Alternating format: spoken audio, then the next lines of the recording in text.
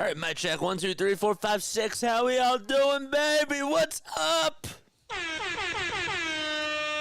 Oh, boy. Fashionably late, says Will. How are you guys doing? All right, so we know what is at stake for today. It's game 82, and there's a lot on the line. With that being said, I know people are going to have questions about scenarios. So what we did was we decided to make a little graphic for you guys specifically with all the case scenarios. All right? So here we go. So seeding scenarios. If the Sixers win, Orlando and Indiana have to lose if they want to get the 5th seed. If they still want to get the 5th seed, Orlando can win and Indiana can lose. All this stuff is there for you guys. The 6th seed, Orlando wins and Indiana loses. Sixers win. I want this to happen. Philadelphia, I want them to win. I want Orlando to win and Indiana to lose. That would be my best case scenario, but I want the 6th seed more than anything.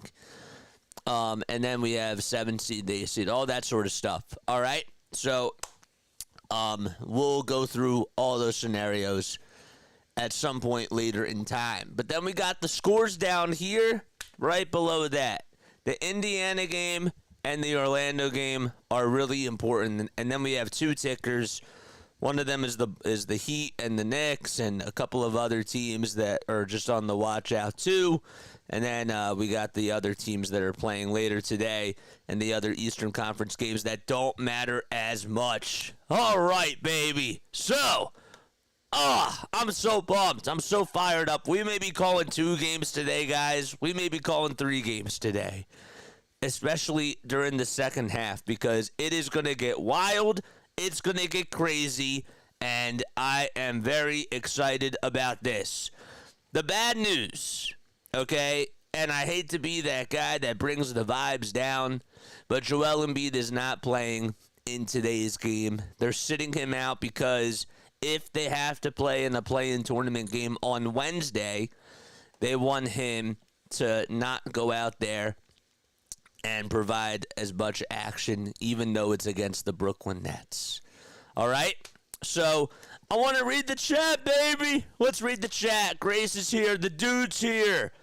The dude is here. Katie's here. Who else is here? Who else did I miss? I saw Snowman was here, too. Snowman, you don't have to go on today, my guy, but if you want to, you're like totally you're totally more than welcome to do so, man. Just you can't do it on the restream thing. But yes, hey JJ, how are you today? I'm doing good, my guy. I'm doing good, man. I'm okay.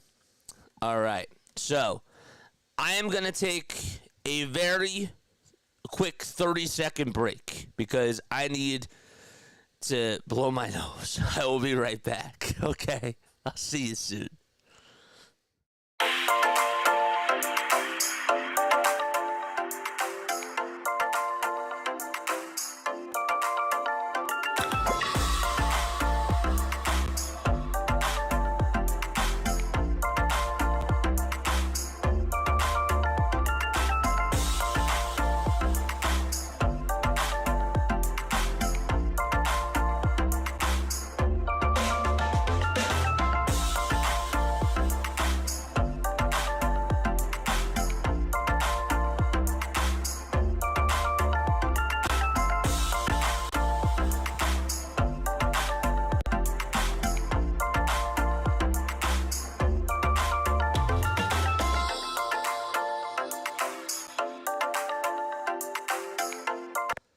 All right, we're back. All right, cool. I had to pull my nose. All right, so, anyhow, so let's take a look at the starting line. So we got Michael Bridges, we got Noah Clowney, Nick Claxton, Cam Thomas, and Trendon Watford all out there for the Brooklyn Nets. And for the Sixers, it'll be Oubre, Harris, Bamba, Lowry, and Maxey that are out there for the Philadelphia 76ers. So, again, the lineups for the Nets, it's Bridges, Clowney, Claxton, Thomas, and Watford. as tip-off is just underway, and Bamba wins the tip-off over Trendon Watford, and the Sixers will be going from right to left. So they're the first of the bunch to get started. Oubre, Harris, Bamba, Lowry, and Maxey out there for the Sixers as Maxey takes a three and can't hit that one. So let's update our scoreboard, and let's get that running, baby.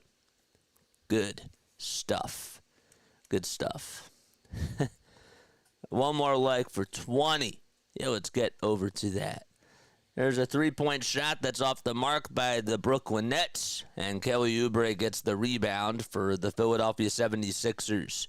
Lowry with a shot, he misses on the other end, and Brooklyn comes back up with the basketball. All right, here we go. There's Thomas who goes down low, finds Bridges at the top of the key for a three. That goes in and out. And Harris comes up with his miss. So neither team can buy a bucket so far. The third offensive possession for the Sixers. What are they going to do? Harris, ISO 2, no. So he can't hit that one. It was just beyond the foul line. And now Watford again gets it. So a handoff to Mikal Bridges. Lowry thought he had a steal, but I think that they ruled it as going out of bounds.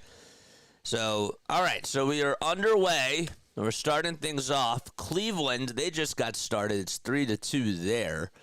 I don't know why some of these other games haven't started just yet, but they haven't. Harris gets a rebound off a missed shot.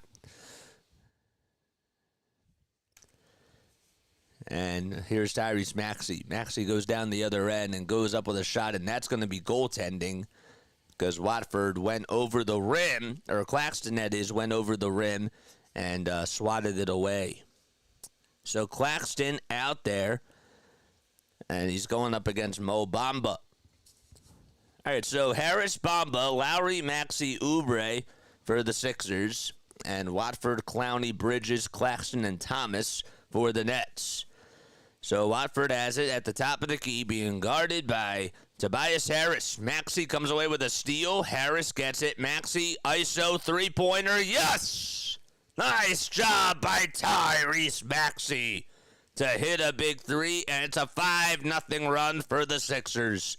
The one thing about them today is that they got to do a good job at rebounding, and I feel like I say that almost all the time. There's a block on the other side by Kelly Oubre Jr. off the missed shot by Cam Thomas. Tyrese Maxey again wants the ISO. He passes it all the way around the timeline. Harris from the near corner goes in towards the baseline and goes up with a runner, and it's a friendly bounce. A 7-0 start for the Sixers, and a timeout called by the Brooklyn Nets with 9:44 to go.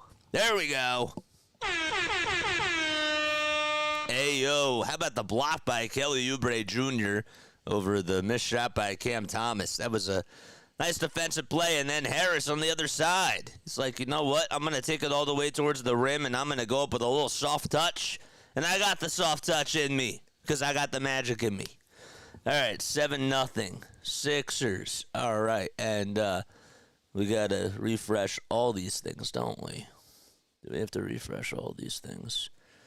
Pacers are on a 5-0 start. Boo. That sucks. What's up, Jiva Newts? Jiva Newts is here. What's up, man? Where's Jiva Newts? Oh, there he is. What's going on, bro? Thanks so much for coming on. Appreciate it, man. You didn't have to come on, but I appreciate that. I really do. All right, let's take a sip of water. All right, what do we think the final score of this game is going to be? What do we think the final score of this game is going to be? I think that the Sixers are going to win 108-91. He's wrong. You almost come on. We need all the love and the support. He's not wrong about that. We need all the love and the support in this chat. All right, final score predictions. 107-92 is mine. Sixers win by 15 points. The dude says that the final score is going to be 117-108. Why did I start whispering? I don't know. I sound like I'm Batman. Oh, boy. 117-108. Okay, I like that. That's a very good final score. Larry, where are you? Larry. Oh, come on. 111 to 109 Sixers. 118 to 112 Sixers. Bro, y'all want it to be a nail biter? I don't want it to be a nail biter. I want us to win this thing with ease, and that way we can scoreboard watch on the other side. All right, 8-0 start for Indiana. Again, we're keeping our eyes on those scores, and then as the fourth quarter comes, we may be doing some play-by-play for both, depending on what happens. All right. Taryn Hatcher is right there. Wow. This is a busy time of year for her, too. Oh, boy. What else? What else are we doing? All right, so the Nets get the inbound here. So it's Cam Thomas who gets it. And Thomas will dribble over towards the left side, finds Bridges on the near wing for a trifecta, and he knocks it down. Mikal Bridges, having another really good season, was drafted by the Sixers, traded to the Phoenix Suns, and this year he's averaging about 19.5 points per game, 4.5 rebounds, and 3.7 assists as well. Harris, turnaround jumper, good. 9-3 Sixers. Tobias Harris has scored the Sixers' last 4 points. Thomas again with an elbow jumper, and he's fouled by Kelly Oubre Jr. So again, the Sixers, if they want to get into the 6th seed, there's a chance for them to get into the 5th seed. But in order for them to get into the 6th seed, Orlando has to win, the Sixers have to win, and Orlando has to lose. Or Philly and Orlando both lose, and Indiana wins. Larry's here. The party can start now, baby. There he is. What? No Embiid? Yeah, because of the knee injury. They wanted him to have the day off because of a potential play-in game on Wednesday, so they didn't really want to chance it today. 9-4. The Sixers, honestly, without a doubt, they still should beat the Brooklyn Nets. And the second foul shot is good by Cam Thomas. All right, so here's Bamba, who will hand it off to Oubre. He almost lost his handles. He'll take it all the way towards the rack, and he goes up with a left-handed finish underneath the basket. 11-5, Sixers. Nice play by Oubre. Thomas gets a dribble handoff set from Watford. There's a three-point shot on the far corner. It's a splasher by Noah Clowney, who just made that from 22 feet. So Clowney able to make a big-time shot there. There's a maxey shot just inside the three-point line, and he got it to go. Tyrese Maxey and the Sixers are up by 5. They were on a 7-0 start. And, well, they started off 0 for 3 from the field, and they're 6 for their last 6. So they've made all 6 of their last buckets. Bridges gets the dribble handoff. He'll go in towards the lane. Nice little bounce-off pass, and that's blocked by Bamba. Well, Watford tried to go up with a shot, and Bamba said, "Get that you-know-what out of here." Maxey again at the top of the key, and Oubre trying to get something going here for the Sixers. Harris catches, shoots, puts up a 3. No. And Lowry tried to get the rebound, but Watford was able to have the height advantage, and he got it. He got the rebound. And he'll take it all the way towards the lane, and he goes up with a right-handed scoop, and that one is good. So now the Nets are down by 3. 7.5 minutes to go in quarter number 1. Maxey gets a screen set by Kyle Lowry, and now we'll just take it all the way towards the right side. Maxey dribbles over with the right hand, goes in towards the lane, gets a shot to go up, and he's fouled. Tried to make a layup, and he almost did, but it just swiveled around the rim, and he'll have to earn his stripes over at the foul line. What else is up here? Okay, y'all. Oh, Snowman is going to air this live on his channel at Snowman Multimedia in 10 minutes. Is Joel out there? Yes, sir. Hello, Butterfly and JJ Nation. What's up? On the plus side, Orion is returning to the Phillies. Yeah, that's good. Good start so far. I got 106.97. Oh, sorry. Sixers for the win. You forgot to mention that. So Maxey's second foul shot, he can't hit it. He does go 1 for 2 from the line. Made the first free throw. A 4-point lead for Philadelphia. 7:12 to go in the first quarter. So 8 points for Maxey. Thomas gets the dribble handoff, and he lost the ball. It goes out of bounds towards the Sixers baseline, and Maxey will inbound it to Kyle Lowry. So not a good possession by the Brooklyn Nets, and the Sixers trying to take advantage. Tyrese Maxey going over Cam Thomas, goes up with a three, and he just could not get that one to go. Thomas again trying to go down the lane. Alley-oop pass that's blocked and denied by Bamba. Bamba gets a block on the other side. Here's Maxey, who goes in towards the lane and goes up with a two, and he connects again. 16-10 Sixers. Good job by Tyrese Maxey. There's Allen Iverson in the house with the popcorn on. Runner by Thomas. A foul called on Philadelphia with 6:34 to go. I noticed that the Sixers have been playing a lot of zone defense. They've been going to a typical 3-2 zone over this Brooklyn team, and so far it's worked pretty well. It really, really has. If we can't beat the Nuts, if we can't beat the Nets without Embiid, we deserve to be in the play-in tournament. All right, so first foul shot by Watford is up, and he can't get that one to fall. So Milwaukee's up by 8 right now, and Indiana, well, they're up by 12, and that does not help the Sixers if they want Indiana. If Indiana loses, that would be a really big help. So Indiana is up by 12 with 7:41 to go. Again, there's still plenty of time, obviously, but so far not looking so good. Second foul shot on the way is up and in. So Nico Batum comes in for Mo Bamba. Paul Reed will also step in. Jalen Wilson will be the replacement for Noah Clowney. So here's Oubre, who goes in towards the lane. Left-handed runner is off the mark. And the rebound goes to Nick Claxton. Claxton trying to take on Kyle Lowry all by himself, and he wins that battle right near the basket. So he was sprinting from one end to the other and just made a left-handed layup over Kyle Lowry. That's a big mismatch there.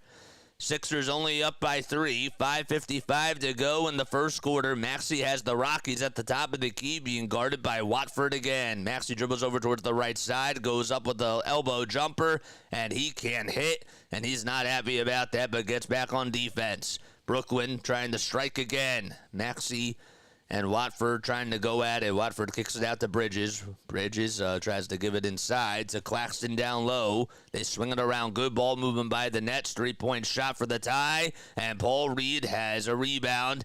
And we do have another whistle called. It's a personal foul on Kyle Lowry.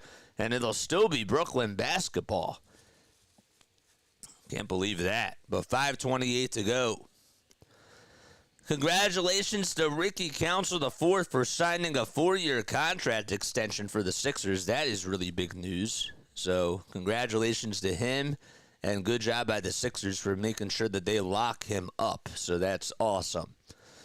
3-point lead for the Sixers again, and Claxton will lob it inside to Cam Thomas, who's trying to take on and posterize Tyrese Maxey, and here's Bridges for the tie. Got it. So the assist goes to Cam Thomas, and Bridges, right off one dribble, puts up a 3 from the far side, and we're locked in at 16. 5 minutes to go in this first quarter again. Buddy Hield comes in for the Sixers. Lots of dribble handoffs. Oubre's over at the top of the key. Dribbles over Watford again. 5 seconds left on the shot clock. ISO three-pointer by Oubre. He airballed it. And again, Cam Thomas with another board, so that's his third rebound of the day. Thomas trying to go up against Nico Batum, and Thomas gets it back, another dribble handoff. 4:38 to go. Good defense by Paul Reed here to try to lock up Cam Thomas. 5 on the shot clock. Claxton going up against Oubre, and is there a charge called? No, they're going to call it a blocking foul on Oubre. They said that his feet were not set. And there were about 3.5 seconds left on the shot clock, but it's going to be a fresh 14. Yep, that was the right call. But give Oubre credit, though, for just trying to be really physical with Nick Claxton. All right, so Brooklyn will inbound it. Actually, the shot clock does not reset. There's 3.5 seconds to go. Bridges catches, puts up a 3, can't get it, and Buddy Hield comes up with a long rebound. He's off to the races and now stops on a dime. Hands it off to Tyrese Maxey, who goes in towards the lane. Finger roll finish, no. Tip back by Reed. That's no good either. And finally, the Brooklyn Nets come up with a rebound, and it was it was Wilson that came up with it. Watford gets the dribble handoff, and now he needs a guard to come out there and help him to the rescue. Michael Bridges taking on Buddy Hield. And Bridges will go down the lane, kick out for a three. That's up and way too strong. Paul Reed, he had to get the rebound through traffic. Two defenders were there. Batum goes down the lane, gets it swatted away by Lonnie Walker the fourth, and it goes out of bounds. It'll still be Philadelphia ball, though, with 3:51 to go. So Lonnie Walker the fourth, who's had a very interesting career so far, started off his career with the San Antonio Spurs, and this season averaging about 9.5 points per game, 2 rebounds, and 1.2 assists as well. Batum gets the inbound for the Sixers. Maxey off a screen over on the far corner side. Has to pass it out to somebody. He needs help. He'll bounce it to Paul Reed. 10 seconds left on the shot clock. And we do have a whistle called, and it's, I think, a timeout by the Sixers. And it is 3:41 to go. 9 seconds are on the shot clock, and the Sixers are tied at 16 apiece. All right, eyesight seems better now, thanks. What's eyesight? 7.4 mils. What's going on, guys? What is up? How is everybody doing? Spike the like button. We need this W. Absolutely. We really do need this W, man. I'm going to take a sip of water real quick.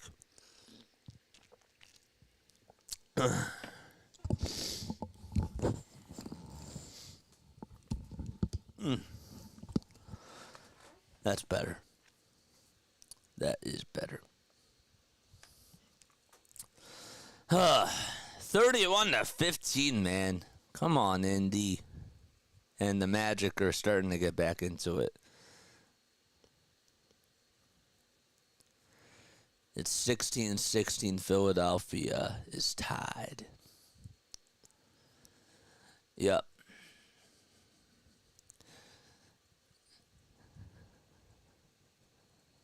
All right. Sounds good. All right, I'm going to be right back in just a few seconds. Don't go anywhere. Be right back.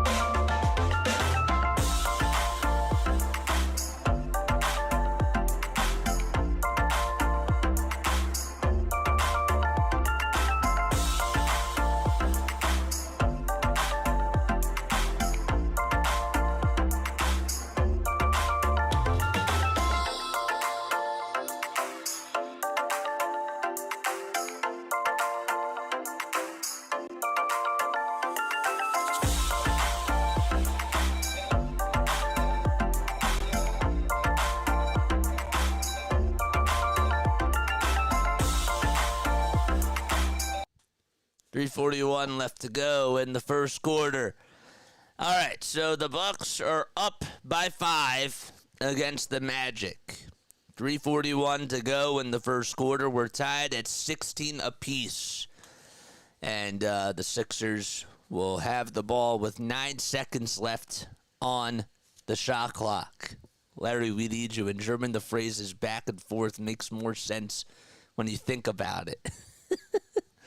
Harris gets the inbound pass, and he's over at the far elbow. Steps back, puts up a 2, and he nails it. Nice job by Tobias Harrison. That was an interesting play call out of the timeout by Nick Nurse. Well, he wanted to have Harris ISO the ball, and he just was able to make a shot out of it. 6 points for Toby.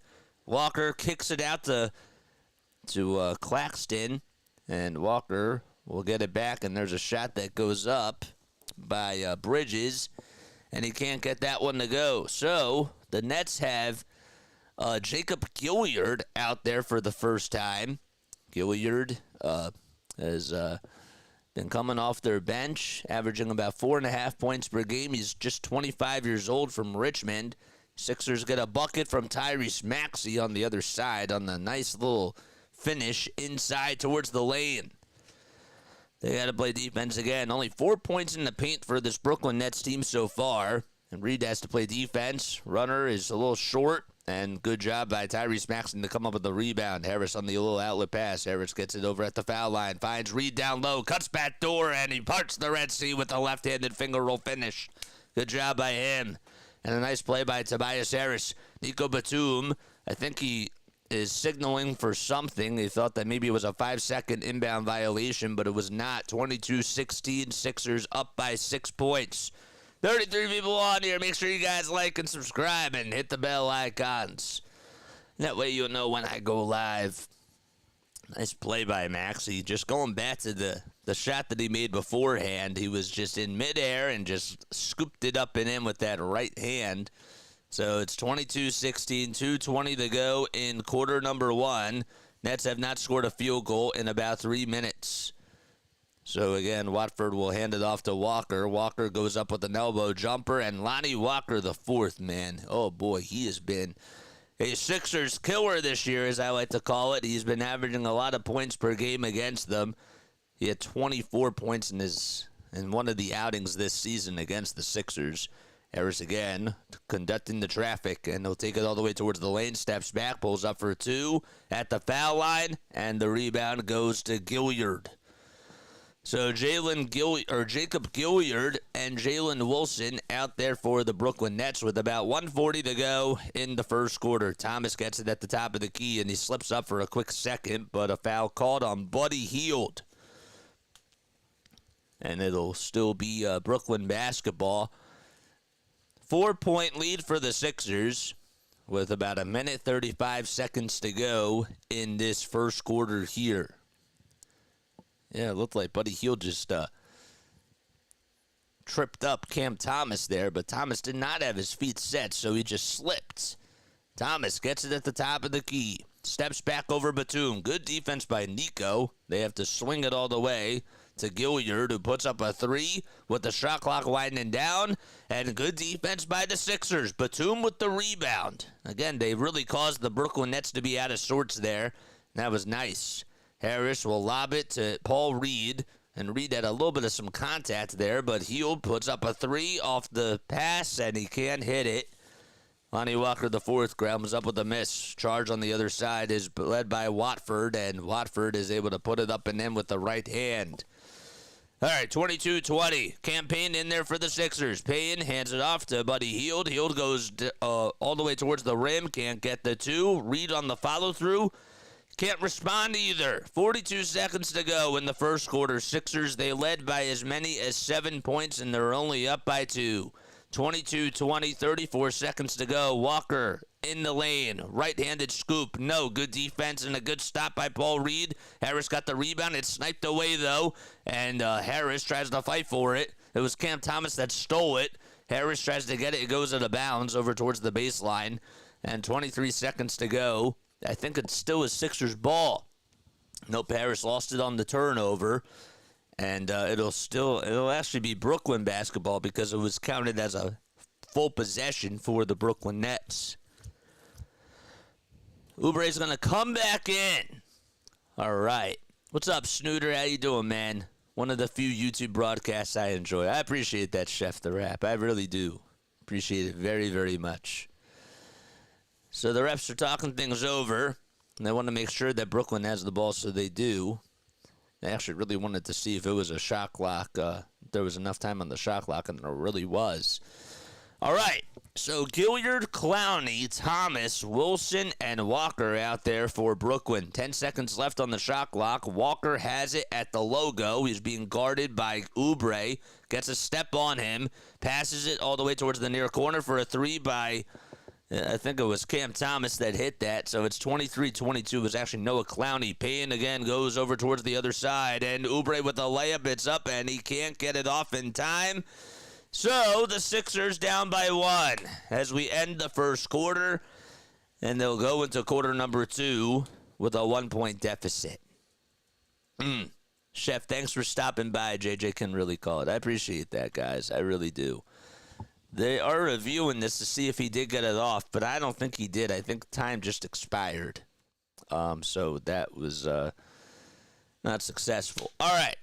So 2 minutes and 12 seconds to go. Orlando's down by 8, and Atlanta is down by 13. So we need Orlando to lose and / or Indiana to lose as well. All right? That's what we need. I'm already on my channels. I just got this. Okay. All right.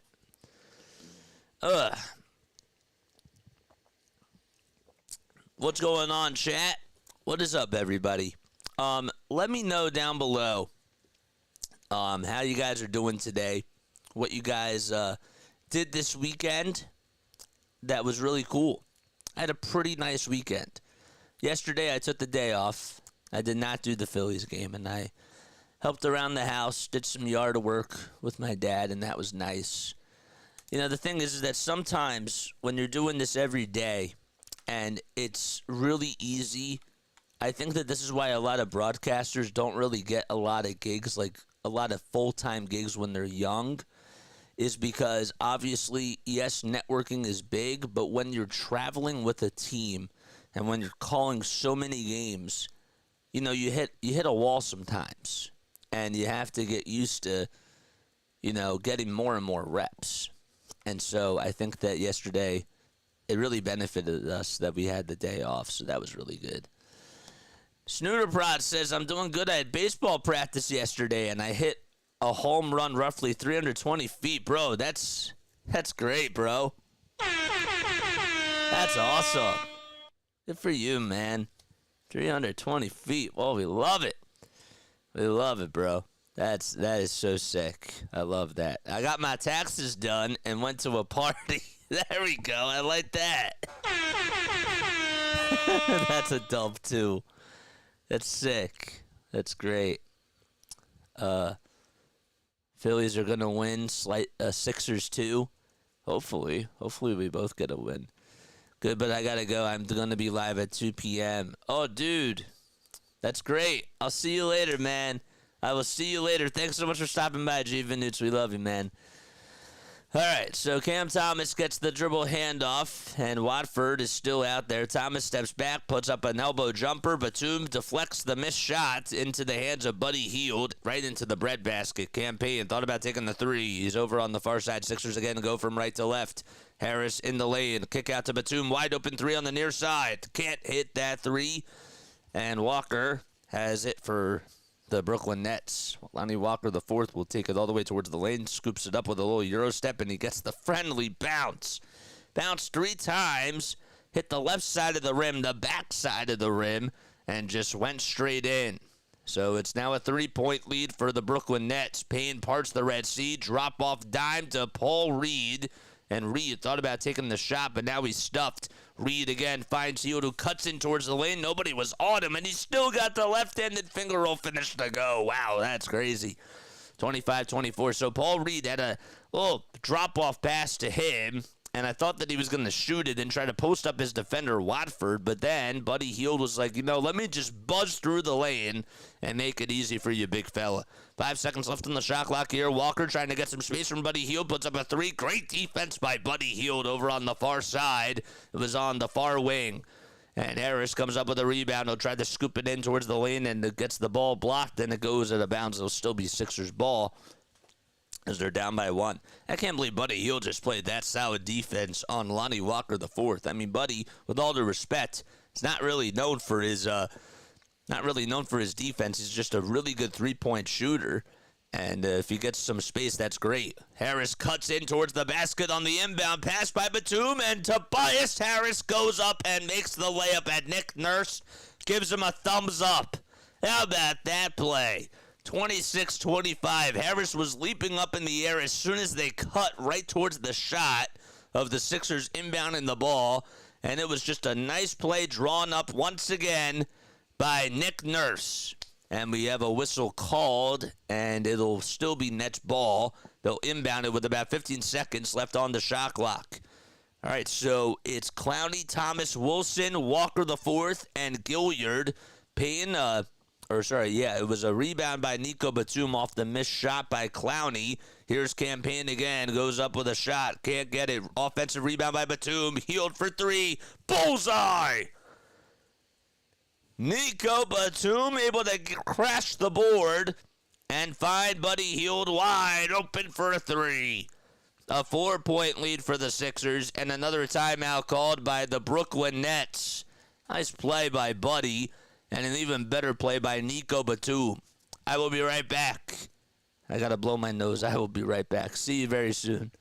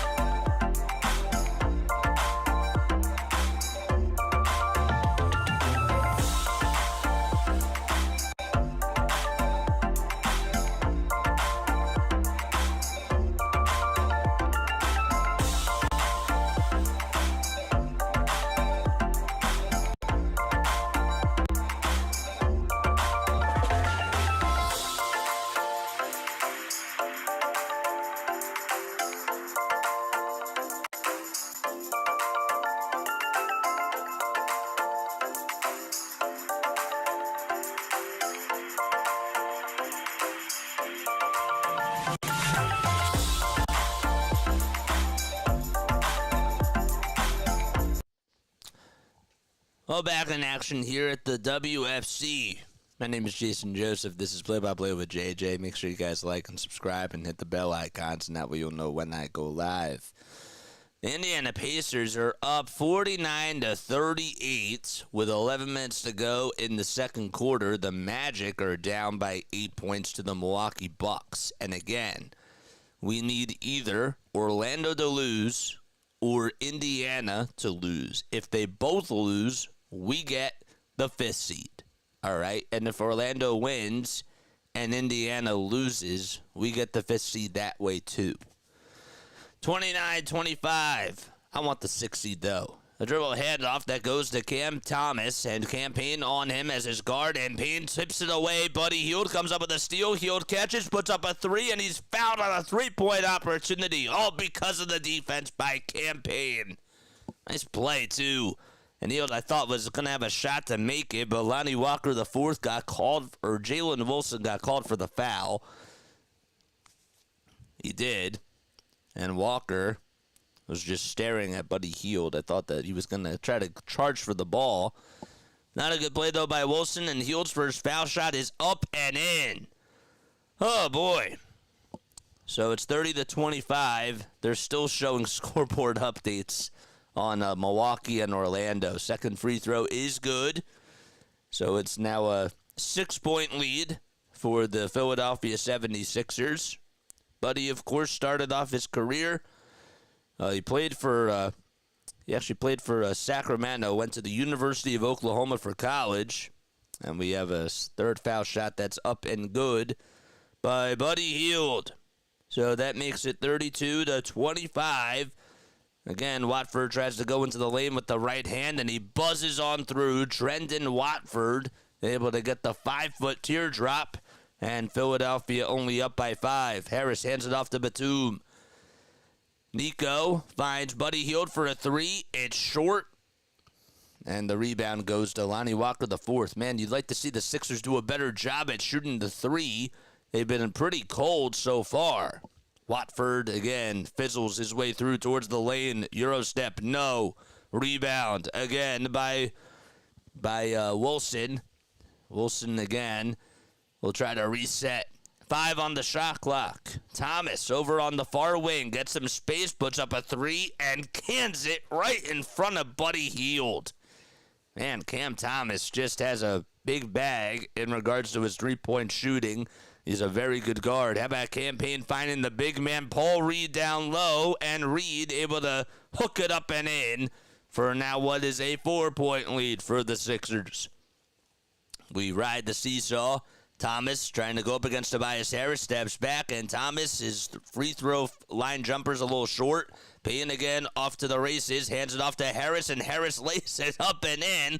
He thought maybe he was going to dunk it, but he decided, you know what, I'm just going to go up with a soft touch, and guess what, it worked. It absolutely worked that time. The Sixers have scored 2/3 of their points in the paint so far. They have 36 points overall. If you do the math correctly, that's 24 points in the paint. Walker, step back, elbow jumper, connects.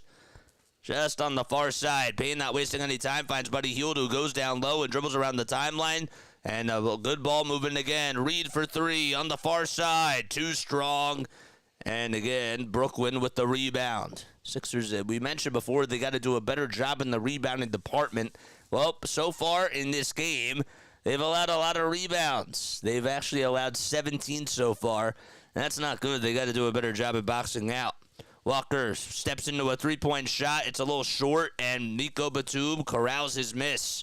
Hield on the other side for the Sixers. Drop off pass to Campaign on the near wing for 3. Bullseye! Campaign knocks it down. It was on target, and he put it up and in as he buried a three-pointer. There you go. Watford again hands it off or passes it to Lonnie Walker the fourth from near wing to far wing. Walker now over on the near side gets it knocked loose by Hield and stolen by Tobias Harris. Harris again crosses over and he's in the lane now once again. Hands it off to Buddy Hield for a near wing 3, and Buddy Hield cannot hit a three-pointer. Walker on the other side scoops it up and in with that right hand off the little fast break. All started by Lonnie Walker the fourth, or it was really started by the missed shot of Buddy Hield, and the rebound ended up going to the Brooklyn Nets. So we got a timeout called, 39-34. Trenton Watford is the one that got the rebound, and they'll be right back. Dude 83, I remember that too. What are we talking about? I can still remember the finals game win against the Lakers. Too long and too old. Let's put up some. Let's put up some more of these scoreboards. I apologize about that. NBA. What the heck? Where's my other thingy? Where's my other? There it is. Now I have all my boards up. I gotta go, man. All right, sounds good, bro. Thanks so much for stopping by. I appreciate it. I really do.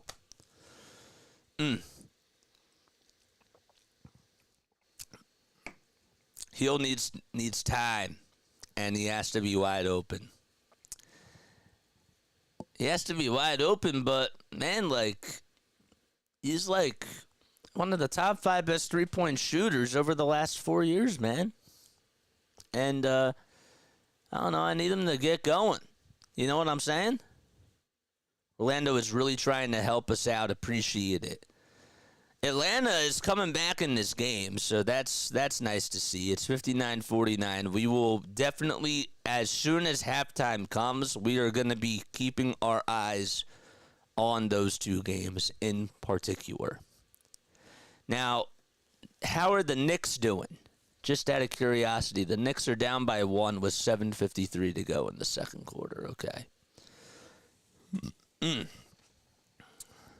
Apparently, according to Kyle Neubeck, and I wanted to look at this, Kyle Neubeck said something along the lines, Franklin just got a ball stuck above the backboard on his shot between quarters. Two different fans also just hit half-court shots for season tickets next year. How about that? How about that? Two different fans just hit half-court shots for Sixers season tickets next year. Can you believe that? Maybe that's a sign of good luck for the Sixers today. Maybe that's what that is. Well, anyhow, Sixers are up by 5. Cam Thomas will take a quick seat. Michael Bridges comes in for Noah Clowney. And the Sixers have Harris, Bamba, Lowry, Maxey, and Oubre. Those are all their starters.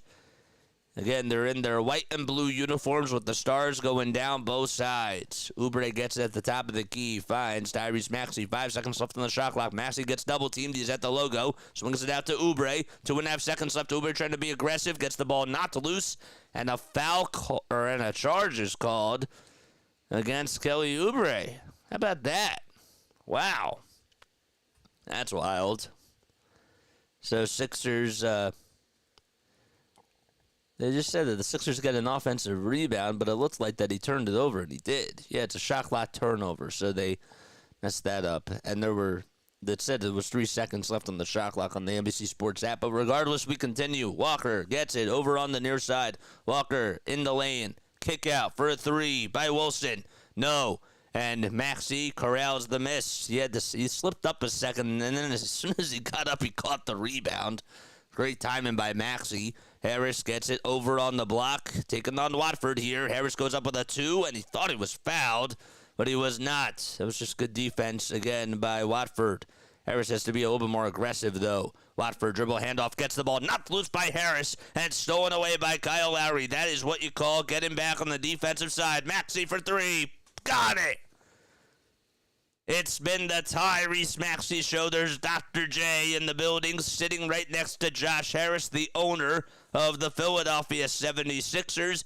Allen Iverson also in attendance as well. Walker kicks into a 3, and Bamba comes up with a rebound over a Jacob Wilson, that is. And the Sixers have it back. Maxey at the top of the key again, being guarded by Walker the 4th. Wants to back up over towards the logo. 10 on the clock. They swing it around. Harris catches, lets it fly, and he knocks it down from the far corner. Now it's an 11-point lead for the Sixers. And we have a timeout called by Brooklyn. 45-34, 4:34 to go. Great ball movement by the Philadelphia 76ers. Harris just got the hockey assist from Tyrese Maxey, and we head into another timeout. Why is my nose a little stuffy? Stalemate, says Larry. He will have a lot of time on the bench if he doesn't start making the shots. Hield, that is. Heater down 4 to the Raptors. Okay, yep. Got that. No, they're down by 1 now, but they were probably down by 4 at the time, so you were probably right about that. All right, Atlanta's making a comeback, man. 59-52. All right, with 6:48 left in that game. I'm not counting Atlanta out of this. I think Atlanta could upset Indiana. I know that they just got off to a cold start, but Trae Young is back. They're going to want him to get some reps. Well, this is the last time he would be able to get a rep before the play-in game that they play against the Bulls. So, excuse me. And that's how they feel. 41-37, Bulls up by 4 to the Knicks. And the Cavs lead it by 3.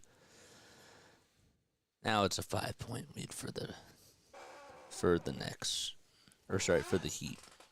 All right, so here we go. The Nets draw up a play. Michael Bridges cuts back door, and he slams it home to make it 45-36. 4 minutes and 17 seconds to go. Maxey gets the handoff from Kyle Lowry. He's double-teamed again. They're trying to throw the kitchen sink at him, and Maxey has to react. Oubre on the near corner will try to knife his way through the defense, but he throws it away. I thought he was going to be a little bit more assertive and just take it all the way towards the rack, but he thought that he had a teammate over on the other side of the corner, and there was nobody home. So that's just the third turnover by the Sixers. Claxton got fouled as soon as the ball was inbounded to him. He tried to pivot his foot about 2 or 3 times, and we have a foul called on the Sixers. Sixers have only put up 23 points in this quarter, but they've played really good defense on Brooklyn. They've caused them to be out of sorts, just 13 points for the Nets in this quarter so far. Claxton gets the inbound pass and gets it back now from Mikal Bridges. Bridges finds Watford.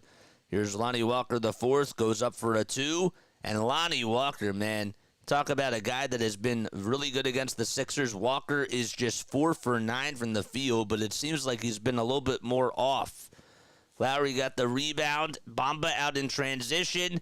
He does get fouled. 3 minutes and 40 seconds to go in quarter number 2. The foul was called on the floor, and Harris will inbound it over from the near sideline. So it's Lowry, Harris, Bamba, Maxey, and Oubre for Philadelphia. Lowry throws it away. He tried to find Tobias Harris, but it was just a bad pass. Not a good play whatsoever. Walker gets the steal, and the little runner inside is good by Cam Thomas. Or that was Noah Clowney, excuse me. 45-38 is the score. So now the Sixers have taken their foot off the gas pedal. Maxey dribbles over towards the left. Swings it around. Harris over on the near wing will take it all the way towards the cup, and he does get fouled. And he'll earn his stripes again at the line. 7 points down, Atlanta.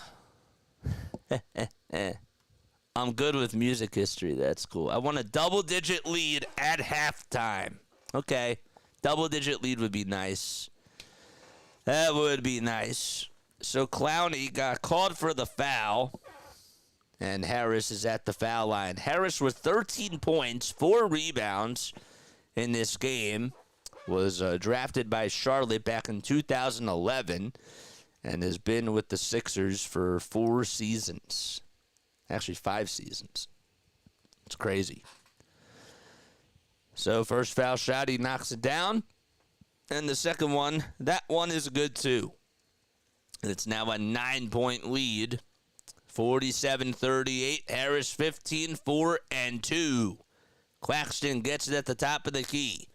And he'll try to lob it down low to Watford. Watford trying to take on Tyrese Maxey, and Watford almost had it. It was tipped away, though, from Mo Bamba and Lowry into the Sixers' front court. Here's Maxey for 3 off the potential assist. Can't get it, though, and a loose ball foul called on Nick. It's on Nick Claxton. Thought it was at first on Tyrese Maxey, but no. Then just hit the back of the rim. And you look at the rebound in play. That's not so easy to do that. All right, so the Sixers get the inbound. 10 on the shot clock again. Lowry finds Maxey on the near corner for a 3, and he throws it into the ring of fire. Tyrese Maxey with 15 points, and he's now 3 for 6 from beyond the arc. Good job by the young fella so far in this game. Claxton gets the dribble handoff, and he goes inside over Mo Bamba, and the underhanded hook shot is good. Wow. Nick Claxton wearing his black mask, his face mask that is. Maxey to Harris for 3. Claxton with the board. Once again. Mikal Bridges tries to take it on the other side. He's over on the near wing being guarded by Harris and now takes it all the way towards the baseline. The runner is up and he can't get it. Kelly Oubre comes up with his miss. And Lowry out in transition for the Philadelphia 76ers. So here's Maxey over on the near side. 13 seconds left. He takes a jab step over Cam Thomas. Goes over with his left hand. Now steps back, pulls up for a 2, and he just couldn't get it to go. Offensive rebound, though, by Tobias Harris. Maxey gets some space. Foul line jumper, short. And this time the rebound goes to Lonnie Walker the fourth as Bamba and Watford go running down. And it's 4-on-4 ball. We have a layup that's good by Walker as he scoops it up and in once again. Lonnie Walker the fourth, now with 10 points, 4 assists, and 4 rebounds. Oh, man. About a minute to go. in the second quarter. Oubre catches, lets it fly, and cans a three from the near corner. That's the first time today that Oubre has struck from three. 24 feet, and the Sixers now shooting 35% from downtown. It's 69-66 in the second quarter of the Atlanta-Indiana game. There's a three by Walker. Off the mark. Oubre gets the rebound. 11-point lead for the Sixers. 35 seconds to go in the second quarter. Euro step by Maxey. Puts it up, and he's fouled. He almost made it. Wow, if he would have made that, that would have probably lit the roof on fire. And Tyrese will head on over to the foul line to shoot a pair of free throws. Oh, boy. If Maxey got Anthony Davis-type fouls invisible, he would have 70 points every night. I know that you're exaggerating, but I know exactly what you mean. I really do.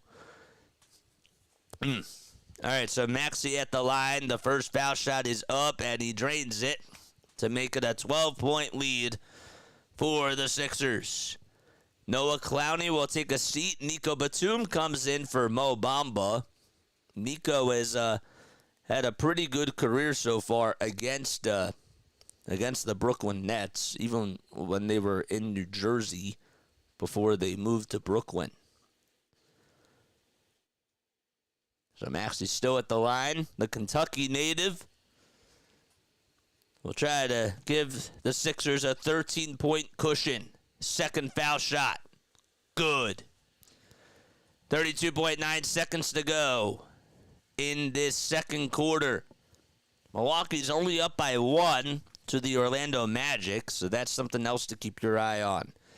55-42. Again, dribble handoff from Thomas all the way to Watford. Once again, Watford's been getting a lot of action. Thomas gets it back. Teardrop roller, yes.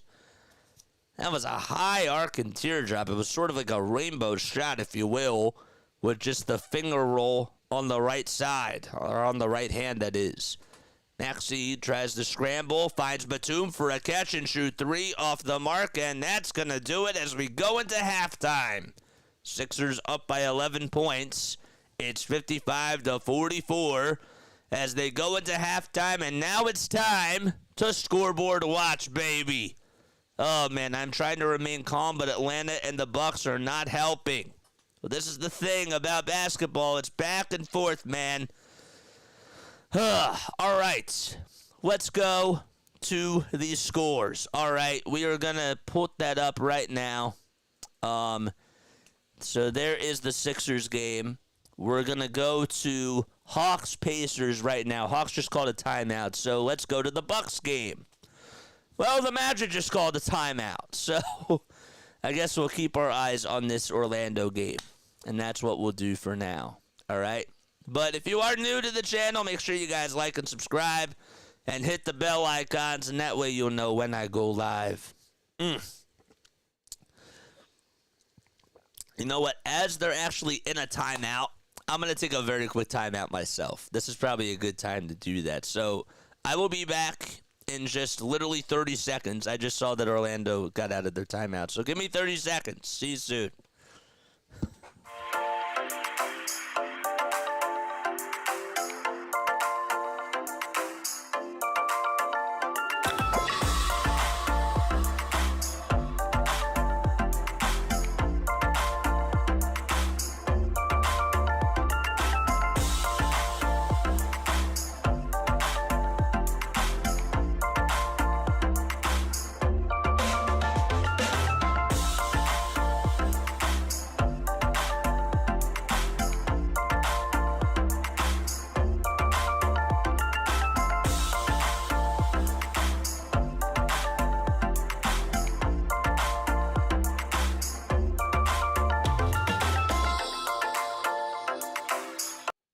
I don't know what's going on with my nose. I have no clue, but whatever. My cousin David's here. What's up? What's up, cousin David? Listening as I bike on the, do you say Nature's Trace in Tennessee? That's cool. Huh. Nice. Thanks so much for tuning in. Means a lot. Hopefully you're having a good day. Hopefully the weather's nice out there. That'd be great. Going to watch the game now. Thank you, and see you next time. Sounds good, man. Sounds good. Appreciate you for coming on. All right, so 43-42. Orlando is up by 1 to the Bucks. Banchero just got a rebound. Oh, boy. Come on, we need Milwaukee to lose. No, it's going into halftime. So Banchero just got a defensive rebound. Let's go back to the Hawks-Pacers. Oh, they're up by 15 now? Really? What's it been, like a 15-0 run? Wow. Pacers are up by 15 with 1:11 to go in the second quarter. Let's go, Bucks. Orlando's up by 3. It's 45-42. If the Magic win and if the Pacers win, then the Sixers have to play on Wednesday night against the Miami Heat. So, and the Heat, by the way, are up 58-41. So, as if that matters. So the Bucks are down by 5 with 19 and a half seconds left to go. Franz Wagner just made a 6-foot jumper. Come on, Doc. We need you to come up big, man. Jalen Suggs got called for a personal foul, so that kind of helps. Let's go back to Atlanta. 81-67. DeAndre Hunter just made 2 free throws to make it a 13-point game. Halliburton just turned it over. And Bogdanovich just made it 2. Okay, so it's back to 11. Back to 11. Here we got... It's 47-42.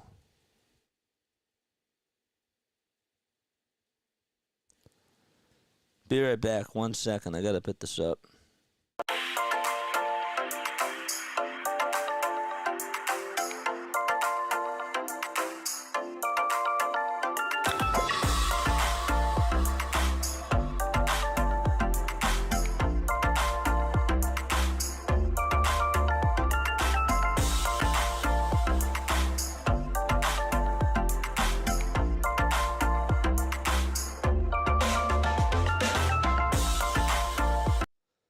All right, there we go.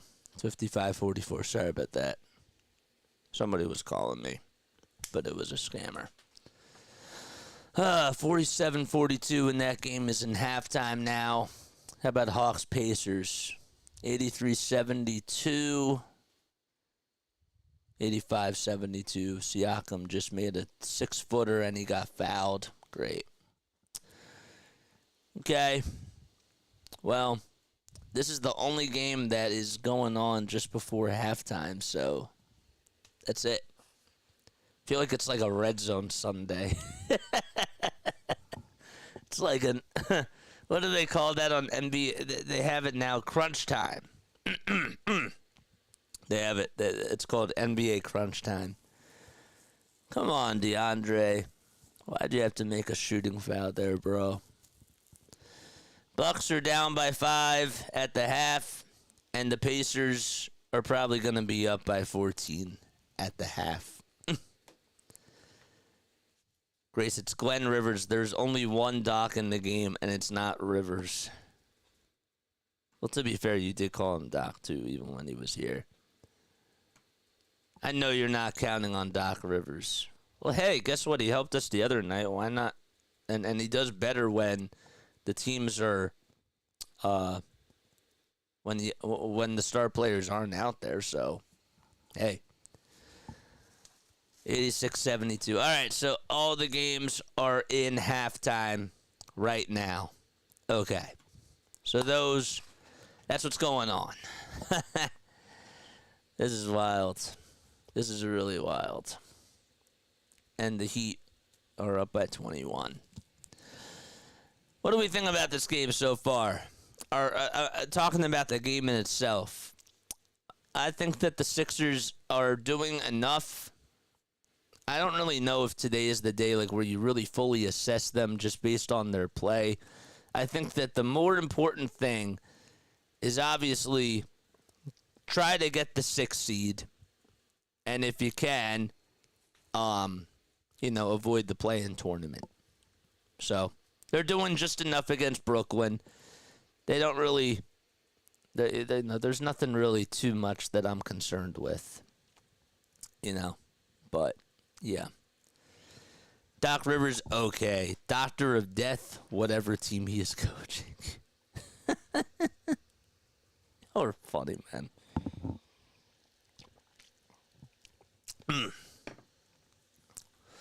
Should we go raid RB? Should we go see our boy and see how he's doing? I think that's what we'll do. I think we'll go say hi to RB. All right. We'll go say hi to our boy RB. Where is he? There he is. He has 533 people on there watching. Oops. Nope, that's not what I want to do. I did not want to play that ad. All right, let's go say hi. Let's go say hi to RB, man. All right?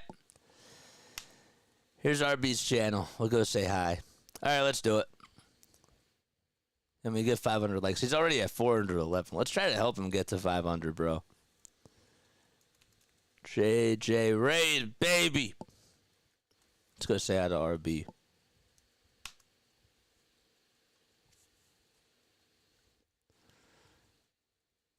Let's pull up his channel on the phone, because I don't want to play it too loud. RB Sixers. I really hope that Doc Rivers and the Bucks pick it up. Dame, you gotta wake up, man. Wake up. There we go. We got a couple people on here. Nice. Play-by-play with JJ says JJ Raid, my guy. What's up? Oh, he's the best. JJ, man. Thank you so much, man. I really appreciate that. Shout out to my guy, play-by-play with JJ. Be sure to support him as well. We're all doing this. We're all in this, man. Covering the games, doing our thing. Shout out to my dude. Just like. If I'm going to any of the playoff games, you know my guy JJ will be the first one that gets hit up, man. Let's go. He's the best, man. I'm ready to run through a damn wall, but Doc, I need you to wake up. I'm ready to run through a damn wall. I hope the Bucks win. The Magic. That's funny. That's funny. Thanks so much for coming on to support him. Because I do want to get my boy to 500 likes, you know. I'm not mad at you, bro. I just feel like I've repeated myself 12 times. All right. Okay, yo, what's up, Mike? What's going on, bro?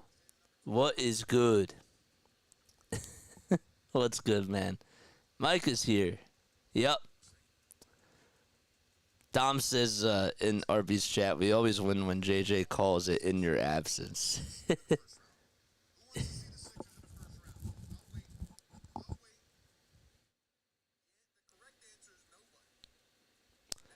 The Bucks don't want the number 2. I don't know, man. I'm like looking at his chat.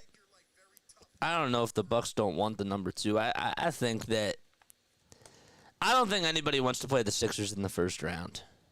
I will say that. But I mean, does it really matter? Like for the Bucks to slide up or down? You know? I don't really think it matters anyways. That's just me. But they may have to play the Sixers either way. The Knicks may have to play the Sixers either way. But yeah. 6 seed would be good. Yeah, I just want the 6 seed, bro. Even if we have to play the Knicks, I don't really care. Orlando, I need Milwaukee to come back. I really do. It'd be a big bonus if Trae Young and the Atlanta Hawks were able to help us out. But I can't really rely on that. You know what I'm saying? And I don't really want the 5th seed, but if Milwaukee wins, I'm okay with it. I'm okay with it, man. Nobody wants Embiid smoke. The Bucks are terrified of the Sixers. I think every team should be terrified of the Sixers. You know what I mean? I really do. I think that everybody, well, maybe not terrified, but I don't think we're going to be an easy out. I think that we're contenders, you know? This is so pathetic of Rivers. He got a solid team at the second place and destroyed it. Yep. Well, there's nothing really much else I can say about that. Hawks are down by 4. At this point, we just need to rely on Doc Rivers, and I hate saying that, but we do. We need Doc to help us out.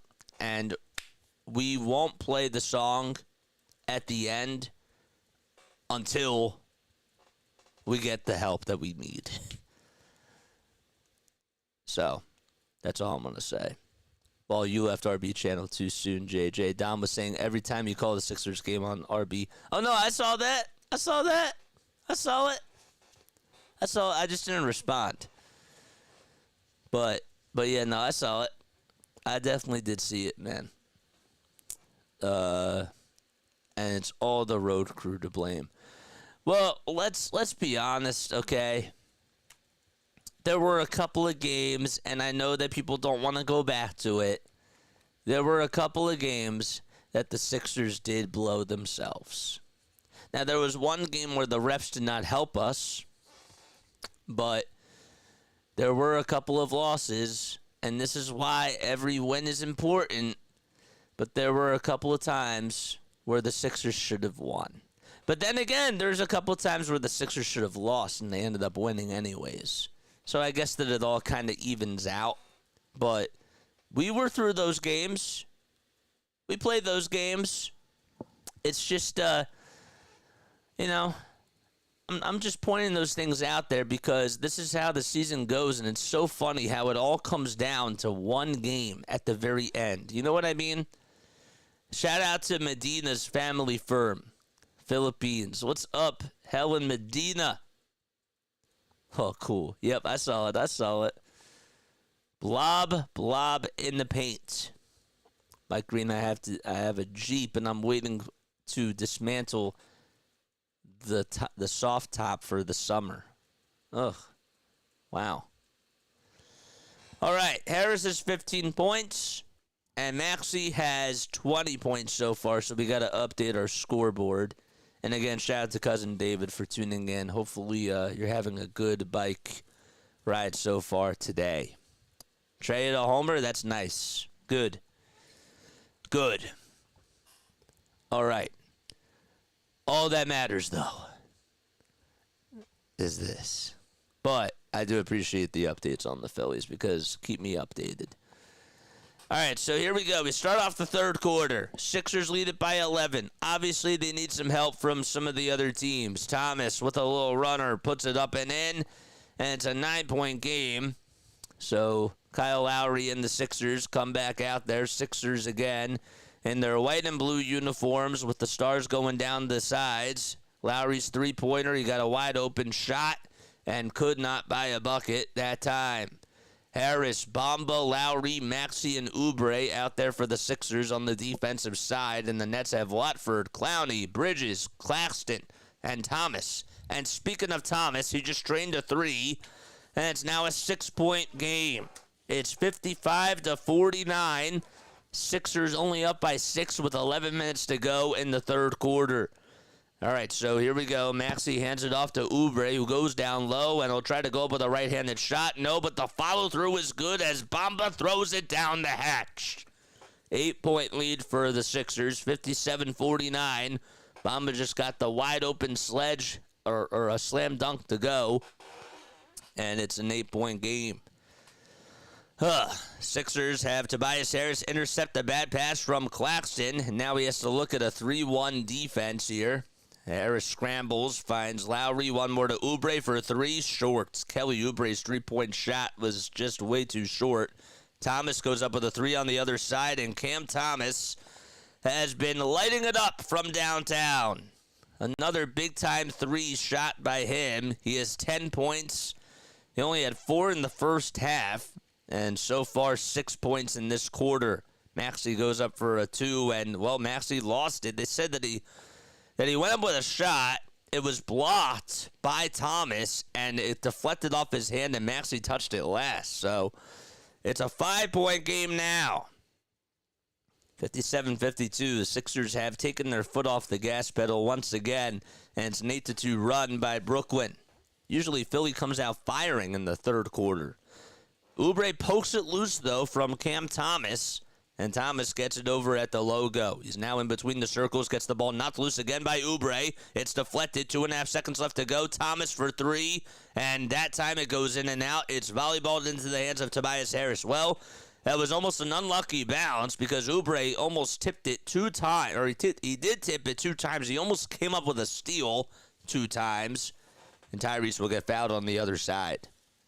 He did. He almost came up with it 2 times and just could not just finish it with the steal, but almost allowed a wide-open three-pointer to go by Cam Thomas. He's been 2 for 3 in this third quarter from downtown. Maxey will inbound it to Bamba, and Maxey gets it back. It's a dribble handoff this time. Lowry swings it to Harris. Near corner, 3, off the mark. Bamba, offensive board, puts it back up and in. Well, Mo Bamba, when he does that, that certainly does help. And Nick Nurse having him come in to start off the second half. Good move so far. 7-point lead for the Sixers. And again, shot goes up and it's swatted away by Bamba. But we do have a foul called on Tyrese Maxey. He gets called for a personal. Right, I think Larry said he's from Phoenixville, so more his way. All right. Yes, what's up, JC? How you doing, my guy? Thanks so much for coming on. Appreciate it. Water always finds its level. No way Indiana scores at that pace in the second half. They'll come back down to earth. I hope you're right, man. Lowry is able to come up with a steal off the bad play by Claxton. Maxey off to the races, puts it up and in. Well, he got it to go, 61-52. Just got it on the right hand, on the right side of the baseline. Oh, boy. All right. So, Sixers are... Why did my screen freeze? It just did. Did Claxton just turn it over? Yep, offensive foul. Sorry about that. Screen froze, and Claxton got called for an offensive foul with 8:43 to go in this third quarter. 7 turnovers by the Nets and just 5 by the Sixers in this ball game. Lowry hands it off to Tyrese Maxey, who steps out over towards the three-point line. He's taking on Cam Thomas, goes up with a runner inside, can't get it. Harris with the offensive board, hands it off to Maxey for 3. And Maxey's three-pointers off the mark once again. Bridges goes flying down, and it's now 4-on-5 basketball, but Bridges will step back into the picture. He's at the top of the key once again. Slow roller inside. That's blocked and denied by Bamba. Well, Cam Thomas tried to go for a 2, and Bamba got the block. Maxey again finds Harris on the block this time. Tobias Harris to Bamba for 3, wide open, and Bamba can't hit. Harris tried to get the rebound, and it was last touched by Nick Claxton. Tobias Harris being physical down low, and that is an extra bonus too. And how about the block by Mo Bamba as Cam Thomas tried to go up with a shot, and Thomas wanted a goaltending call, but it was not in the goaltending range. Oubre again goes up for 2, and he was physical, and a block and foul called on Claxton, and Kelly Oubre will go to the line for 2 free throws. Nice job there. How about this? The Sixers' defense being really physical, and they've really stepped it up, and they've gotten momentum back onto their side. It's 61-52, so that is considered to be a shooting foul on Nick Claxton. So Oubre's going to head to the free throw line to shoot 2. Again, there's no Joel Embiid today. He should be back even if the Sixers have to play on Wednesday in their first play-in tournament game. That makes it 62-52. So, all right, Oubre is at the line. And the second foul shot coming right up. 7:49 to go in this third quarter. Second foul shot is off the mark. And Oubre just goes 1 for 2 from the line. Claxton got the board. And it's a 10-point lead for the Sixers. All right, Bridges tries to hand it off to Claxton, who's over at the foul line. Claxton, runner over Bamba, can't finish it. And a good defensive play again by Mo Bamba, just to stay on his man. Lowry tried to do a little alley-oop pass, but Bamba wasn't even near the rim. It was stolen by Thomas. Thomas's three is off the mark. Nobody could box out Claxton, and he throws it down on the put-back jam to make it an 8-point game. That was a really bad possession by the Sixers. Kyle Lowry has had a couple of turnovers today. No points, 7 assists, and 3 rebounds. Harris steps into a three. Bang! That was huge from Tobias Harris. That could not have come at a better time. And that makes it an 11-point game. 18 points for Toby and 7 rebounds to go along with that. Thomas goes up for a 2, and another nice play by Mo Bamba, who's been really physical so far in the second half. Oubre leading the charge, goes up with a left-handed shot, and that's up and good. Bamba's smiling because he knows that he was a big factor in that bucket. 67-54, a 10-2 run by Philly over the last 3 minutes again. Thomas and the Sixers are playing a 3-2 zone. And this time it's over. Mikal Bridges behind the bat bouncer again to Watford. Watford goes down into the paint, finds Thomas. Thomas's three, they won't count it. It's a turnover on the Brooklyn Nets. A shot clock turnover, and the Sixers call for time. 6:15 to go in the third quarter, and they'll be back in just a few moments. All right, back to the scoreboards we go. All right, so let's go to this Bucks game. Paolo Banchero just missed a three. 49-46 Orlando. It's the last day of the regular season. Again, the Sixers need Atlanta to win against the Pacers, or they need Orlando to lose to Milwaukee if they want to get the 6th seed. If both those things happen, then they're the 5th seed.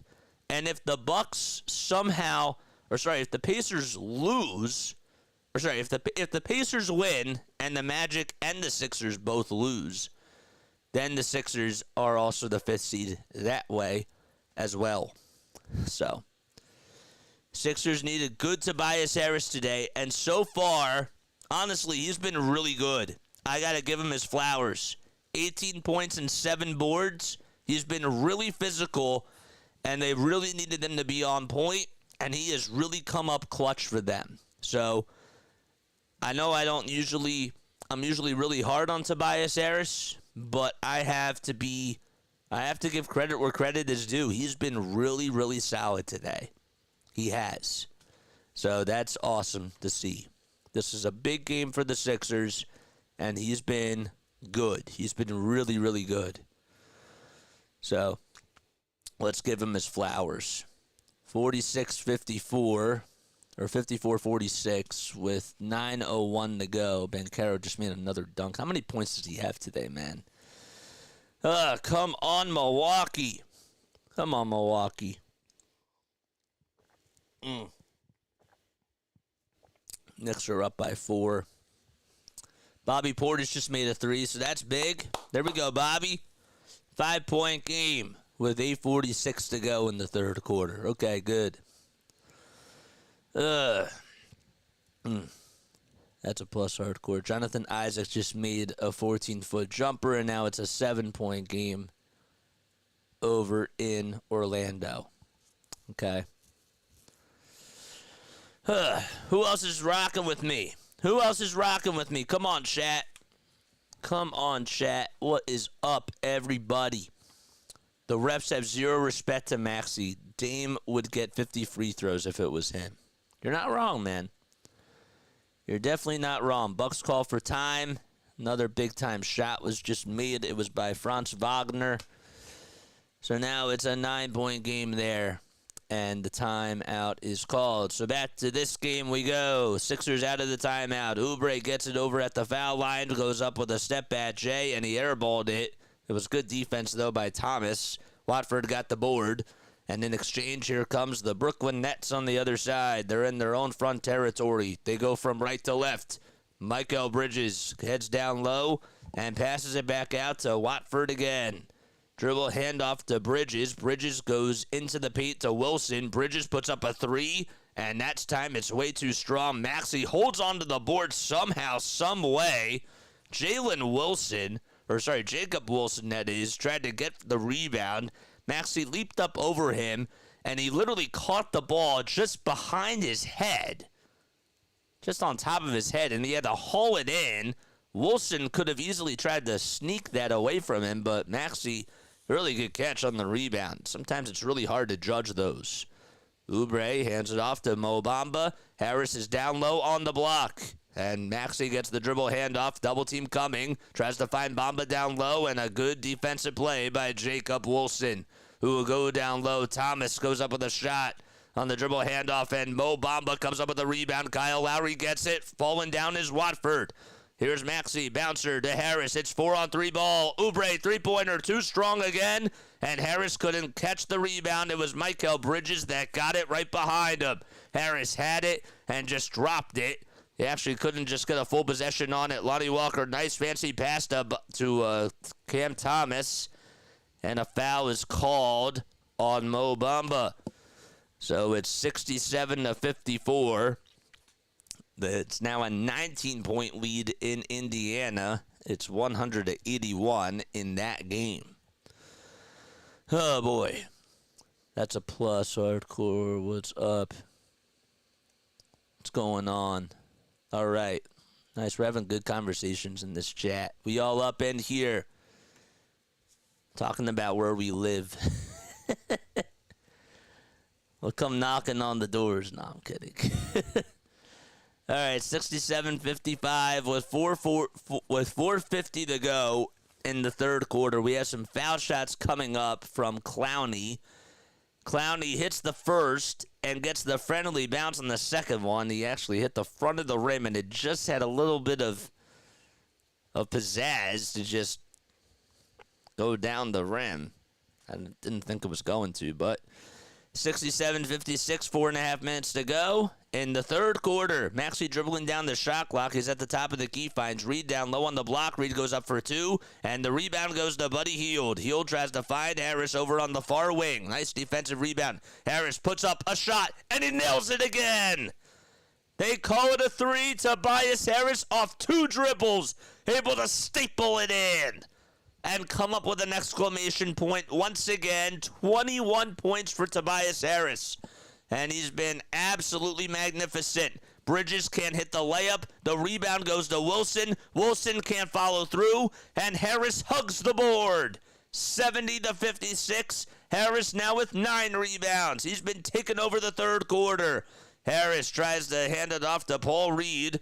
And Reed hands it back off to Hield. Hield gets some space, puts up a 2. It's a little long. And Bridges corrals his miss. 3:40 to go in the third quarter. 14-point lead for Philadelphia. Bridges, dribble pass out all the way to a 3-point shot by Walker, and he can't buy a bucket in this third quarter again. Maxey trying to fizzle his way through the defense and now backs all the way out, literally towards the logo. He was over at the foul line, and he just backed all the way up there. Don't know why. Maxey steps back, puts up a 2-pointer inside the foul line. Can't get it again. Maxey's field goal percentage, well, he's 8 for 18 from the field. He does have 22 points, and he's been aggressive. That's the good thing. Walker tries to sledge it in, and we do have a timeout called by the Brooklyn Nets. 70-56, and it's a 14-point lead for the Sixers with 3:07 to go. So they'll be right back. All right, 60-53, that's the score in Orlando. Man, I probably need a nice cup of tea after this game.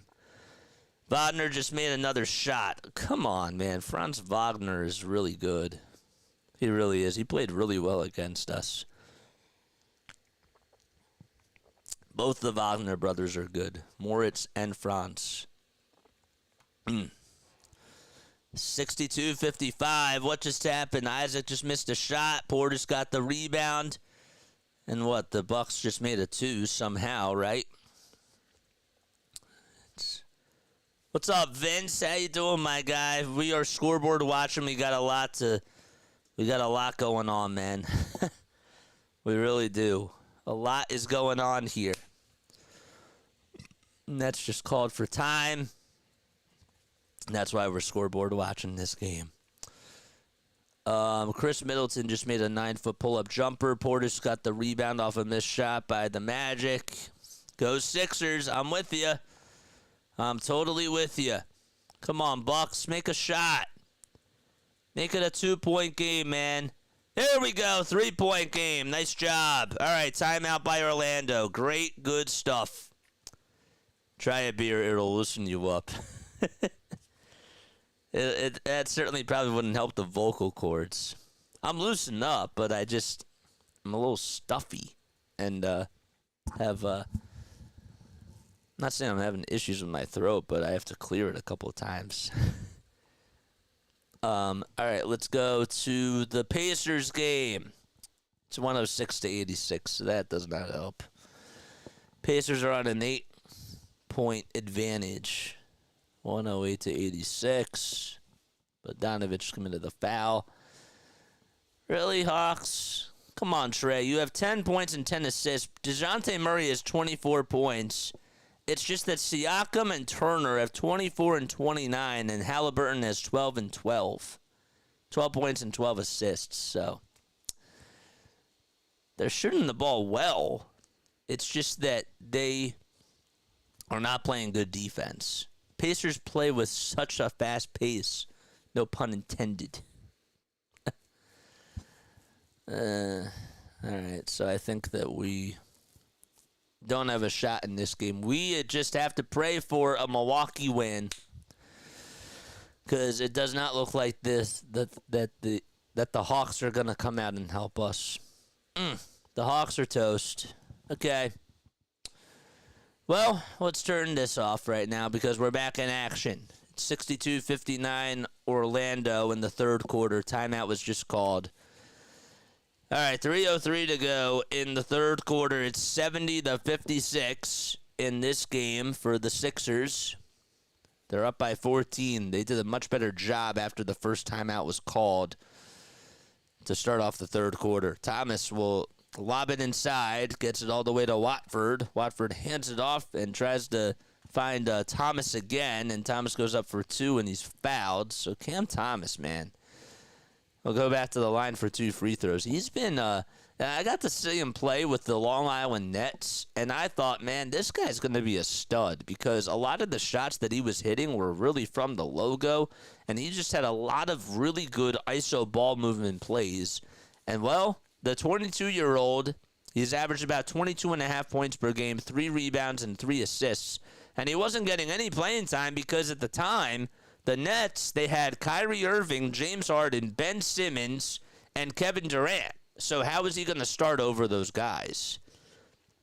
Second free throw coming up is good, and it's now a 13-point game. Sixers are up 70-57. Maxey gets it again at the logo, dribbles with the right hand, hands it off to Payne. Payne's at the logo, and he dribbles over towards the left side. Payne wants to step back. He's over on the far corner, that is. Now has to hand it off to Buddy Hield. 2 seconds left. Hield has to go up with a runner, and it's up, and a shot clock violation called. It'll be a Brooklyn ball with about 2:24 to go as we wind down the third quarter, man. All right. Now it's a 25-point game. Ugh. All right. Maybe 4 or 5. Sixers need to win foremost. That's the number one thing. They obviously have to win. Doc needs to take Pat Bev out. All right, so Payne over on the far side. With 10 seconds left to go on the shot clock. Payne goes down low. Watford gets it, and now it's Lonnie Walker. Walker back inside to Clowney, and Clowney puts up the 2, and he's fouled for the and 1. And that's not good, so it's 70-59. Not a good foul whatsoever by Paul Reed, and we'll have a 3-point opportunity in about literally 4 seconds or so. Reed tried to stay up and down, but just could not watch himself. And that's why Noah Clowney, the power forward, is going to the foul line. The 19-year-old from Alabama, just averaging about 5.5 points per game this season. Well, he's hit over his average. 8 points for him tonight. And it's 70-60. Sixers again have Paul Reed go up with a runner. He grabs his own rebound, puts it back up, can't get it. And, well, Here come the Brooklyn Nets on the other side. Sixers have really got to do a better job in the paint over these last 2 minutes. They have not done such a good job at that area. Watford for a 2, and somehow, some way, he got it in. 70-62. Sixers trying to respond. It's now a single-digit lead. Maxey, teardrop, roller inside, and he finished through hard contact, but there was no foul called. Jeez, man. Oh, my gosh. He had 3 people on him, and yet somehow there was a lot of contact, and they still didn't call a foul. 72-62, 109 to go in the third quarter. And again, a turnover by Noah Clowney. That is just absolutely insane. I don't know what else you want from Maxey. Maxey literally had an elbow leaned into him, and yet he still made the shot. Still made the shot. And had a hand in his face, by the way, as well. Not saying that would have been a foul, but that was just good defense and better offense. But even still, a foul should have been called. Buddy Hield all the way to Nico Batum. Batum catches, pump fake, back to Hield for a wide open 3. Got it! The 3 by Buddy Hield to put them up by 13, and that was another huge shot. The Sixers have had 3 big shots today. One of them was by Tobias Harris to put them back up into the double-digit lead. And this time, Buddy Hield just made a big-time shot, too. Maxey made the other one. Reed comes up with a block on the other side. Tyrese Maxey and the Sixers trying to march their way down low. Hield for another 3. Splish splash. Oh, my gosh. And now it's a 14-point lead for the Sixers. Scratch it, make it 16. Buddy with 2 straight 3s in a row, and that was big-time Buddy. 14 points, and he's 3 for 6 from 3. About 6 seconds separating the shot clock from the game clock. Hield has to play defense on Lonnie Walker. Walker at the top of the key. Almost lost it. 3 seconds to go. Walker at the foul line. Step back, Jay. Got it. Nothing but net. 6 seconds to go. Maxey gets the inbound. He's past the logo. Finds Batum. 2 seconds left. Buddy for his third 3 in a row. Oh, it's good! Buzzer beating Buddy Hield. He shouts to the crowd and says, "This is what I do, and this is why I'm so lethal on any ball club." How about that shot by Buddy with the shot clock winding down and the buzzer expiring? I gotta cut that call. That is unbelievable. How about Buddy Hield, man? 3 straight 3s. I called it. I gotta cut that. I haven't cut highlights in a while. I will cut that Buddy Hield 3. That's the cushion that they need. That was awesome. Back to the scoreboards. Back to Orlando. 6-point lead for the Magic. 3:14 to go in the third quarter. I think that the Sixers game should end before this one, so we'll have enough time to watch the rest of the scores and see what goes on. All right? I got to cut that highlight. Buddy Hield 3. All right, we go into the fourth quarter. Paolo Banchero just made a shot, 71-62.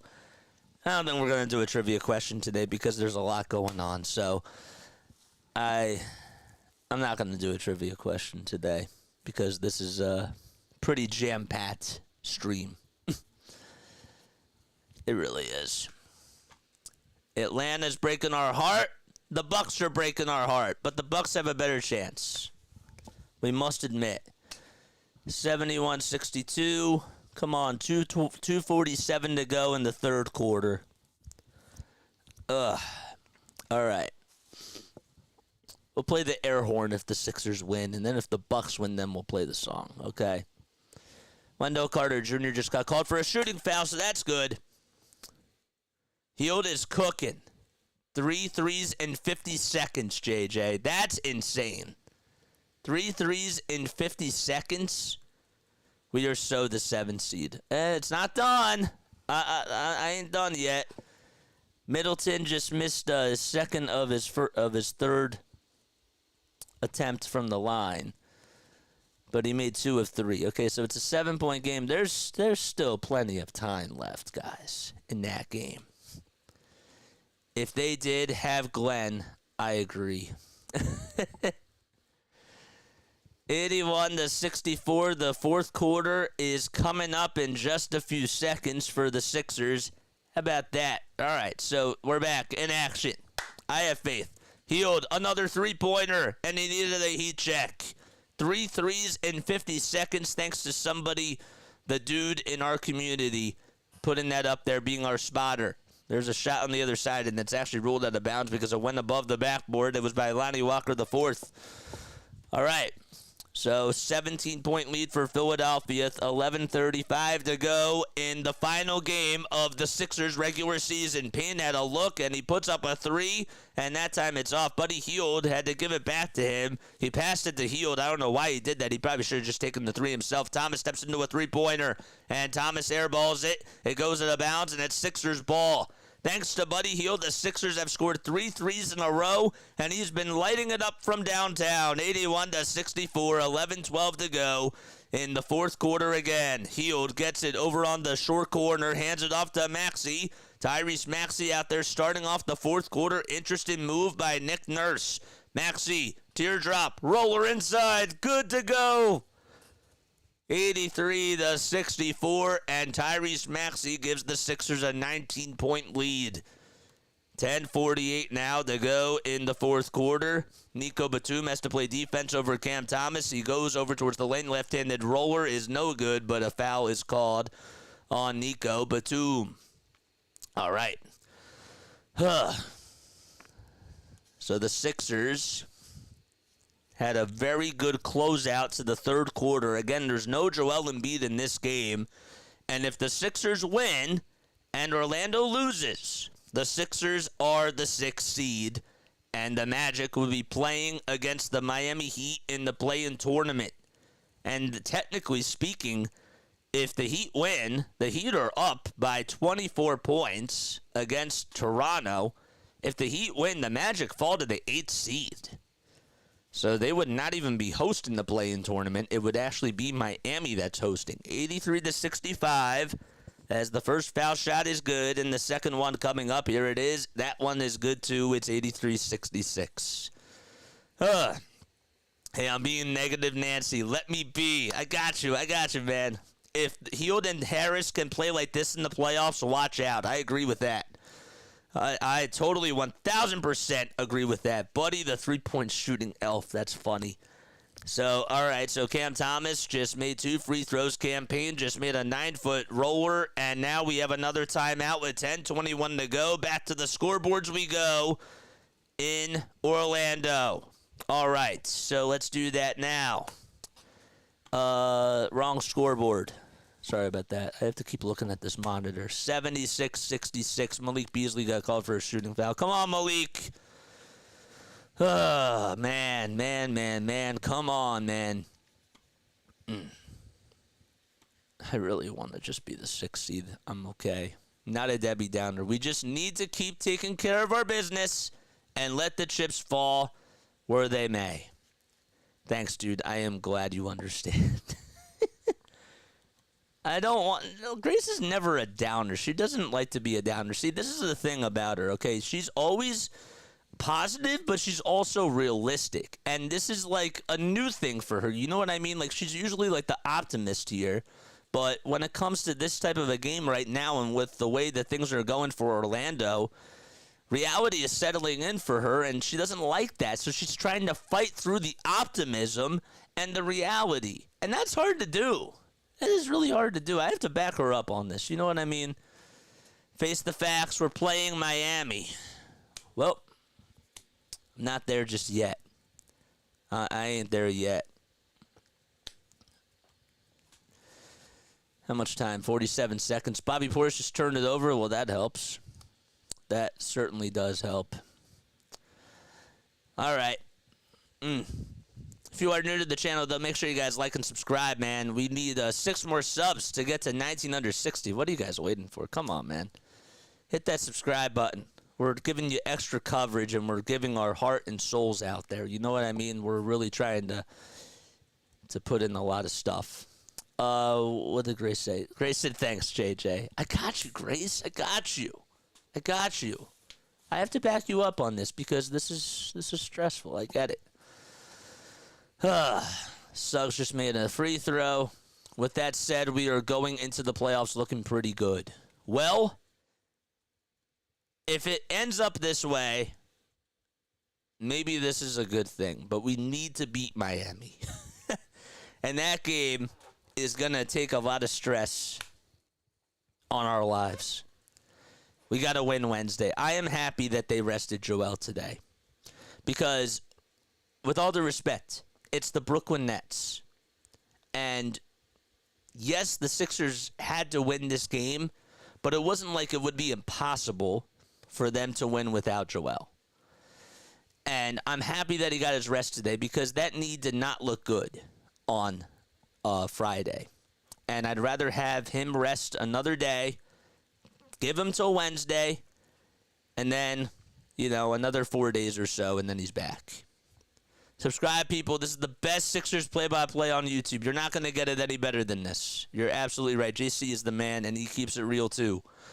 All right, Sixers have the ball. Lowry gets it over on the near wing. The missed shot was no good by the Brooklyn Nets, and now the Sixers have the ball on the offensive side. Payne gets it over on the far wing, and Reed rolls to the basket. Payne lets it fly from way downtown, and the rebound goes to Buddy Hield. Hield, though, passes it away, and it's stolen by Watford. Euro step on the other side. Layup, good. Jalen Wilson got the little finger roll finish to go. And again, Buddy Hield with a turnover. How about Reed getting a nice pass by Kyle Lowry? And he puts it up and in. They said that Campaign got the assist, but I thought it was Lowry that made the pass. It was really hard, though, to tell from a lot of the switched angles that they were showing us. A 19-point lead for the Sixers with 9:15 to go. Three-pointer by Jalen Wilson off the mark, and Reed comes up with a rebound again. Buddy Hield and the Sixers trying to take over this fourth quarter. But Buddy Hield was the difference at the end of the third. He made 3 threes in 50 seconds. Payne, runner in the lane. And that's good, too. And now Campaign is going off. It's 89-68 with 8:50 to go in the fourth. Three-point shot on the near wing by Wilson. Off the mark. Batum with the rebound. Jacob Gilyard back out there in action for the Brooklyn Nets. Sixers lead it by 21. Reed goes down the block. Roller is up and in.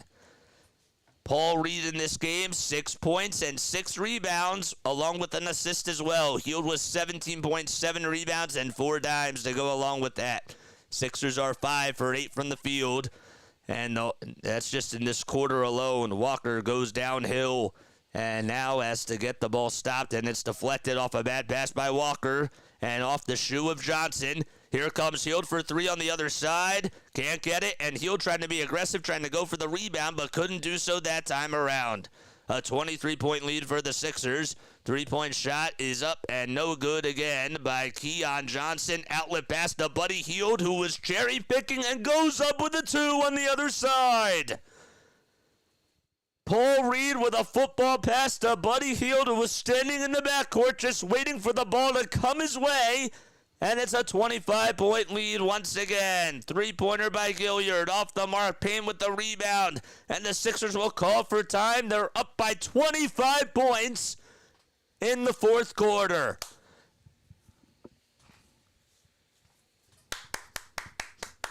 All right, Buddy Hield contributing to scoring 3-pointers and helping Maxey to getting more rebounds and defense. I agree now. Now's the time to put in Ricky, man. I'm totally 1,000% with you. 80-71. That just went to the end of the third quarter. I'm going to be right back. All right, I will see you very, very soon. Don't go anywhere. Stay tuned.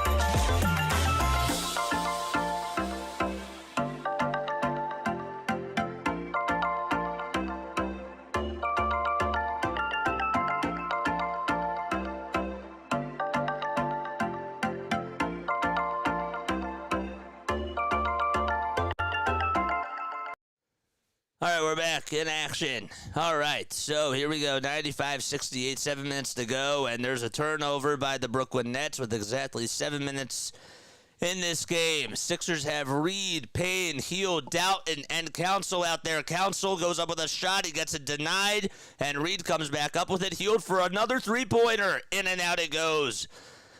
It was wide open, and Buddy could not drain it from downtown. It's 95-68 with 6:43 to go in the fourth quarter. All right, so there's a shot that goes up on the other side, and that is off the mark, but a foul again called. The Hawks are down 135-97 with 10:08 to go in the fourth quarter. So that is almost just about, I don't want to say it's pretty much out of reach. That's going to be really tough for them to come by and win that game. There's the shot that's up, and that's good. It's 95-69. As Watford drains the first foul shot. The Knicks are down by 3, if that game matters. Actually, it does, because if Milwaukee does lose and Orlando wins, Milwaukee's the 3 seed, and the Sixers may have to play the New York Knicks if they win in the play-in, because they would be the second seed. So Reed's runner on the other side is no good, and the rebound again goes to the Brooklyn Nets. 95-70 is the score. 25-point lead for the Sixers. 6 minutes to go in this game of action. We got the Orlando score over there, or over up on the screen for you guys to see. It's 85-71. Walker for 3 on the near wing, and that time he can't buy it. It was wide open, and just that time it just went in and out again.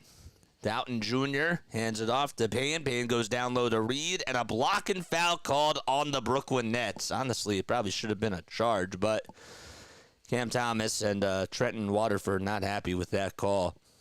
And I don't know, they're asking if they should review it or not, and I think that they are. I think that they're going to challenge it. Nets decide to challenge it here with 5:47 to go. Pacers lead by 38 points. Play the song. If the Sixers win, we will play the song.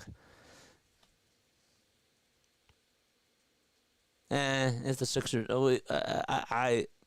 okay. Cole Anthony makes the second free throw. Middleton turned it over. Come on, man. Fodner just made the shot. It's 89-71. 8:53 to go in that game. Come on. Come on, Milwaukee. Come on, Milwaukee. Come on, Milwaukee.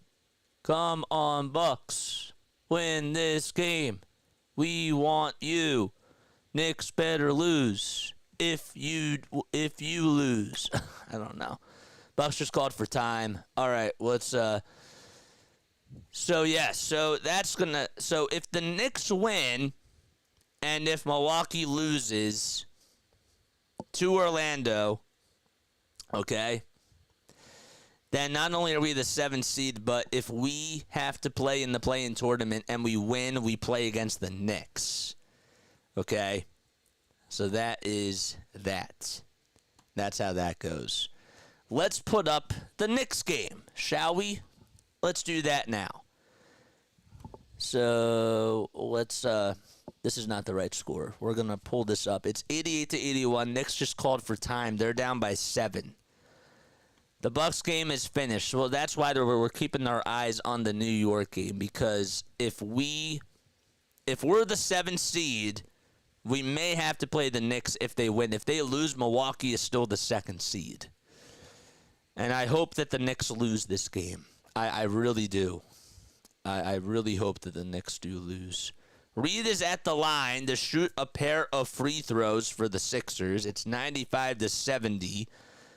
And Reed makes he missed the first one, but made the second, and it's now a 26-point lead. 5:45 left to go in the fourth quarter. The Sixers have outscored the Nets 15-6 in this fourth quarter so far. There's Johnson, who goes up with a shot. and he can't get it. That's Keon Johnson. All right, so Alex Caruso just stepped in for the Chicago Bulls. All right. It's, 88-81 in that game. Let's go back to the Bucks game. Bucks called for time. They're down by 20. Come on, Bulls. We really do need you to win, because if we are the 7th seed, I want to play the Bucks. I really do. I want a Paul Reed victory tour against the Bucks in the playoffs. Well, that's not going to happen if the Knicks win. So that's why we got to root for the Knicks to lose. It all comes down to this final game. Paul Reed will hand it off to Payne. Payne lets it fly from 3, and that should just about do it. That should put the nail in the coffin. It's 99-71, and the Sixers lead it by 28 points with 5:10 to go in the fourth quarter. Reed knocks it loose, and it's stolen back by the Sixers. Campaign leading the charge on the other side, but he throws it away. He tried to find Terquavion Smith. That's the 4th steal by the Brooklyn Nets. All right, go Bulls, baby. All right, three-pointer. Good. Bye. Who's that? Trendon Watford again? 99-74. 4 minutes and 33 seconds to go. Reed thought about taking the 3 and just dumps it off to Campaign. Payne to Smith for 3. Terquavion Smith can't get that one to fall. Reed with the offensive board. Payne on the second try. That was not a charm. 90-82. All right, good. Chicago up by 8 points, and we have a foul called here. So the Bulls are up by 8. That is good news for the Sixers' sake if they have to play in the play-in tournament. Because if the Knicks win, again, I want to remind you, if the Knicks win and if Milwaukee loses, the Knicks are the Knicks would then be the 2 seed. Yes, because they're both tied right now. Milwaukee owns the tiebreaker. It's 49-32, and Payne gets double-teamed, has to throw it to Paul Reed. Reed goes down low, and he gets a little Euro step, but I believe that they're going to wave it off. 99-76. Knicks just made a 3. 8:20 to go in that game. Who just made it? OG Anunoby? Oh, darn it. It's a 5-point game there. 3:59 to go. Thomas hands it off. 3-point shot is off the mark for Brooklyn. That was Noah Clowney who missed that shot, and there's 3:50 left in this game. Terquavion Smith tries to go up with something, and that was really bad, but Paul Reed got the rebound, and he throws it away. All right, 99-76, runner is up and in. The Bulls just got a bucket. Isaiah Hardenstein just committed a foul, and Dalen Terry just made a 4-foot pull-up jumper. Good stuff. Back to the Sixers game, 99-78. Smith with a little runner inside, and he gets fouled. Oh, boy. If you are tuning in, make sure you guys like and subscribe and hit the notification bell icon, and that way you'll know when I go live. We got 44 people on here watching. 6 more subs, man. Come on. Come on. 6 more subs, and we need 1 more like to get to 50. Come on, bro. Keeping our eyes on the Knicks game and, of course, on the Bucks in case something funky happens there. The Hawks are down by 36 points with 6:48 to go in the fourth quarter. The Pacers put up 142 against them. 100-78. Terquavion Smith makes the first foul shot, and the second foul shot is no good. Jalen Wilson grabbed the board. 92-88. Miles McBride just made a 3 for the Knicks. Oh, darn it. Rats. I wasn't even being sarcastic there. 92-88. 3:12 left in the Sixers game. They lead it by 22, and now it's a 19-point game here. Trendon Watford just made a 25-footer. Watford in this game, 14 points, 8 rebounds, and 4 assists. Seems like he has more. Not a good pass by Council, and here comes the Nets on the fast break, and the roller is good. It's a 17-point game. Sixers have been turning it over the last couple of times. Campaign will inbound it, and he gets it back. Jeff Doughton Jr. over at the logo, and he gets fouled. And the Knicks now make it a 1-point game with 6:47 to go and a timeout by the Bulls. 94-93. And now back to Orlando we go. The Magic just got a 23-footer from Joe Ingles to make it 98-73. It's now a 25-point game. The Bucks have only put up 2 points in this fourth quarter, and they call for time once again. 183, 240 left in the fourth quarter. Payne gets it over on the near wing, finds Doughton for a wide open three on the far side, and Doughton's three-pointer's too strong. Payne with the offensive rebound to Raquavion Smith for three, and that's wide left. 2:25 to go in the fourth quarter for the Sixers as they're looking to try to get the win and potentially try to get a 6-seed scenario. Payne will get the inbound again from Jeff Doughton Jr. 2 minutes and 10 seconds remaining in this ball game. It's a 15-point game. Here's a wide open three by Council, and he puts a big-time three-pointer in.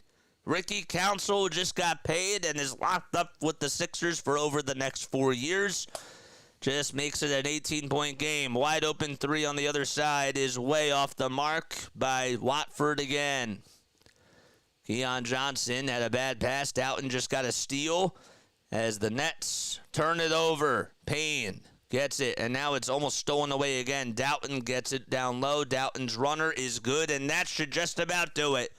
105-85 with about 95 seconds left to go in this game right here. All right, so Sixers up by 20. With 90 seconds left, there's a foul called on Paul Reed with 1:26 to go. And we'll have some free throws coming up in just a few moments. RC4 is a score for us. I like that. RC4 is a score. Rivers is a clown, says the dude.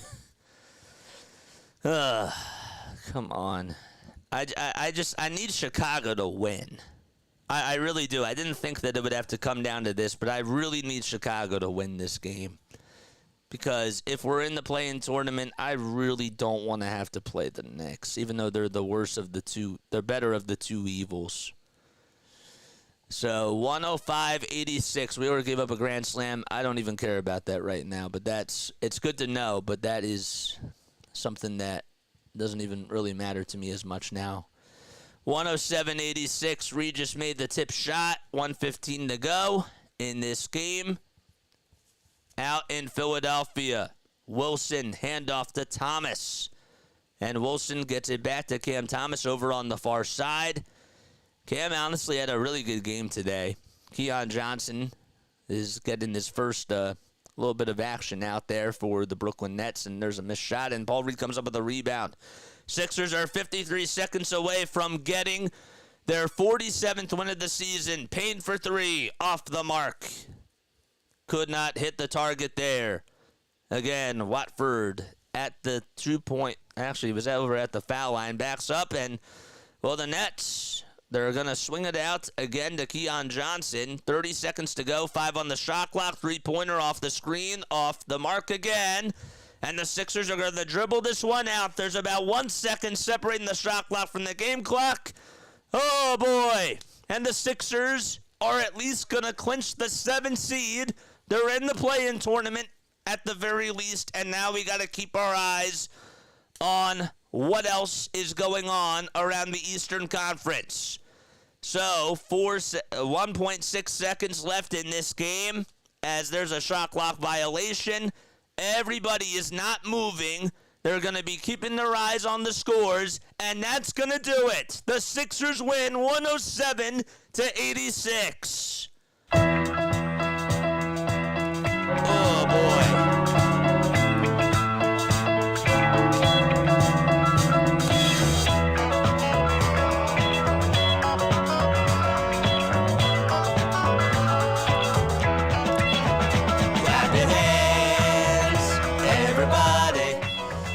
Philadelphia 76ers. Sorry if the volume was too high.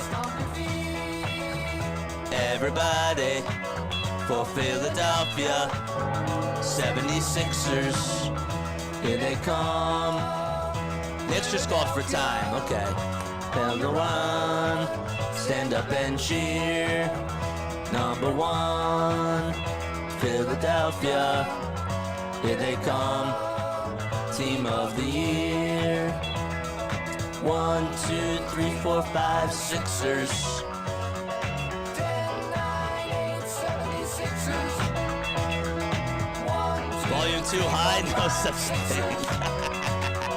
10, 9, 8, 76ers.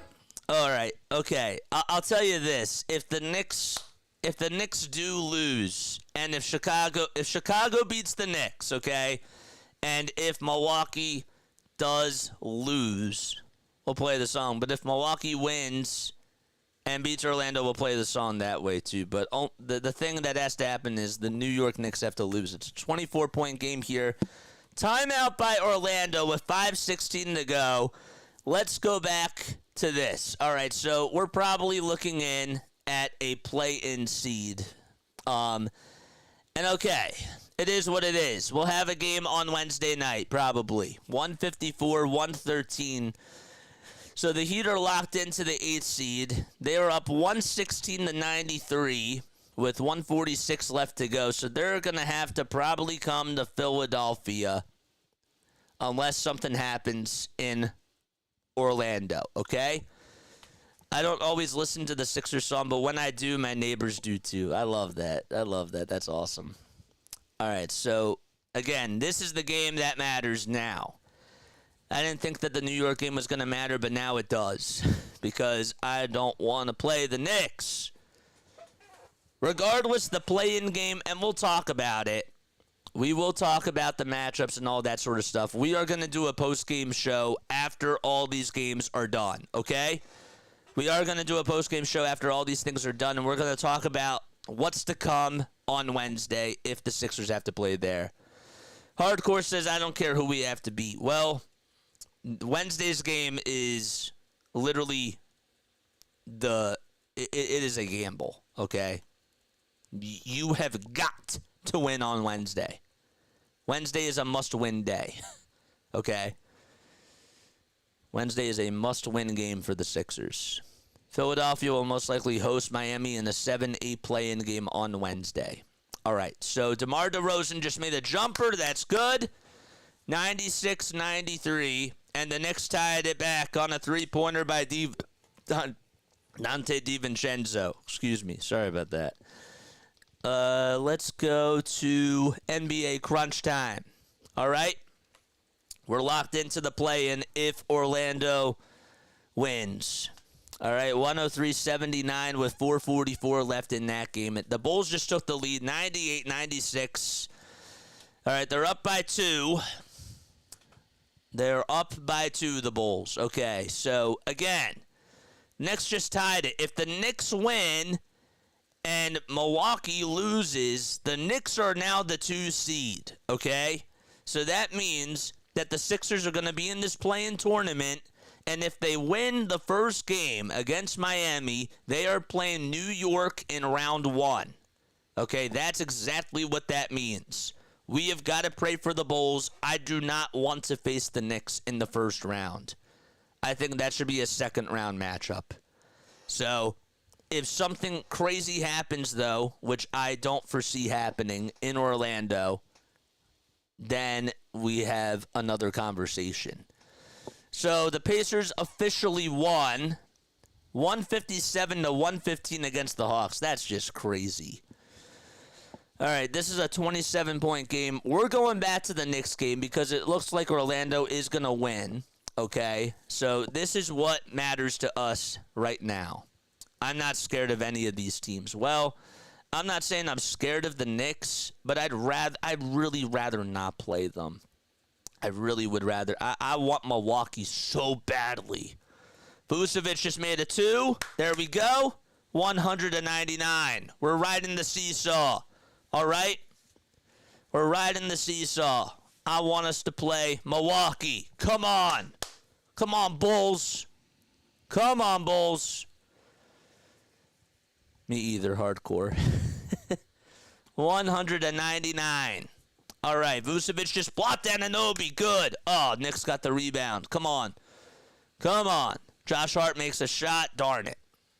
It's a 1-point game there. Knicks have the lead. They're up by 1. 101-100. Come on, Bulls. We need DeRozan to step up, man. We are for our Sixers. I'm for the Sixers, too. I'm just saying that I don't want to play the Knicks. I really don't want to. I want the Bucks so badly. I want us to beat Doc Rivers in that first round. I just want it more than anything. OG Anunoby, just come into the personal foul. I want the Bucks so badly. I want us to beat Doc. That's really what it is. I'm not scared of the Knicks. I know it's going to be a good series, and that's going to go 6 or 7 games, but I just really would rather play Milwaukee. I want to beat Doc so badly. Who would not want to beat Doc Rivers in the first round? If we win. That's if we win on Wednesday. 101 to 100. All right, time to go back to the Bucks game. It's a 30-point game there with 2:09 left to go. All right, so goodbye, Milwaukee. Unless the Knicks lose. Unless the Knicks lose, then we're playing Milwaukee. We need to shut down Doc, Pat, Bev, and Giannis. Yeah. Sorry, JJ. Milwaukee has a better roster. I disagree with that. I think that the Knicks actually have... Well, okay. I think that the Knicks have the better team, but Giannis, of course, is the number one option for Milwaukee. I've always wanted to play Giannis in the playoffs. And I'm not saying I've always wanted to play the Knicks because, yes, I just think it's a better second-round matchup. I do. But, again, bring on anybody. I still have that mindset. I just want to play Milwaukee. But the coach is an idiot. We don't play defense, though. We play defense when Joel's out there. We do. I disagree with that. Embiid is so good on the perimeter. He makes everybody's job easier. He plays so good in the paint. He makes everybody's job so much easier on the defensive side. All right. So, Sixers are in the play-in tournament, and they will be hosting the Miami Heat on Wednesday night. And we'll obviously talk about that after this New York game is done to see who they're going to have to play. The Knicks just made a challenge. It's 101 to 100. Chicago is down by 1. All right. The Sixers are still on their winning streak, which is nice. And at least that they did take care of their business. I'm proud of the Sixers. I really am. I'm very proud of them. But now Wednesday, it's a new season Wednesday. Bucks down 30. Doc is a bum. Hey, Doc helped us on Thursday, so I figured it was going to be a little bit too much to ask. I just wish that the thing that sucked, guys, was that Cleveland won on Friday. That's what really sucked. And Cleveland actually lost today. JJ, Bucks are trying to avoid us. I want them, man. Brunson just made a three-footer. All right, 103-102 in this game. 2:27 to go. Lots of eyeballs. All right, come on, Bulls. Come on, Bulls. Well, I don't like this. 103-102. Kobe White just made a jumper. Good. Nice job. DiVincenzo just made a 2. 1:59 to go in this game. This is going down to the wire.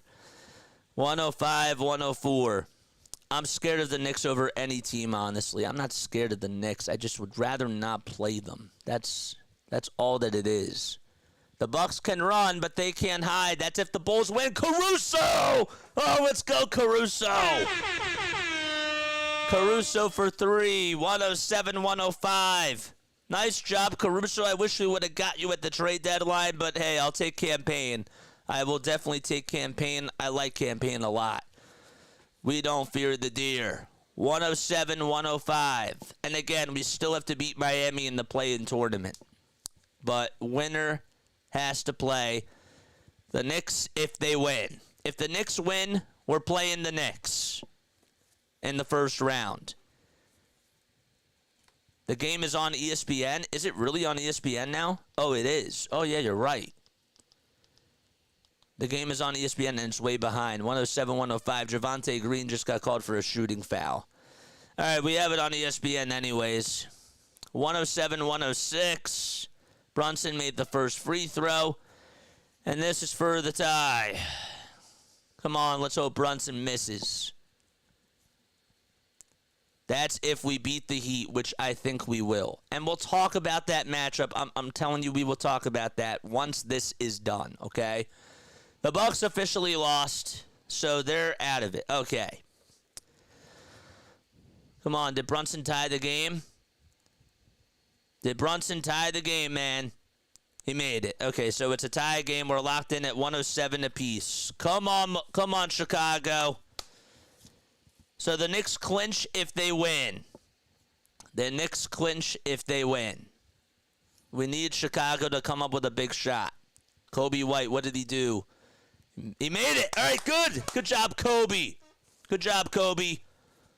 109-107.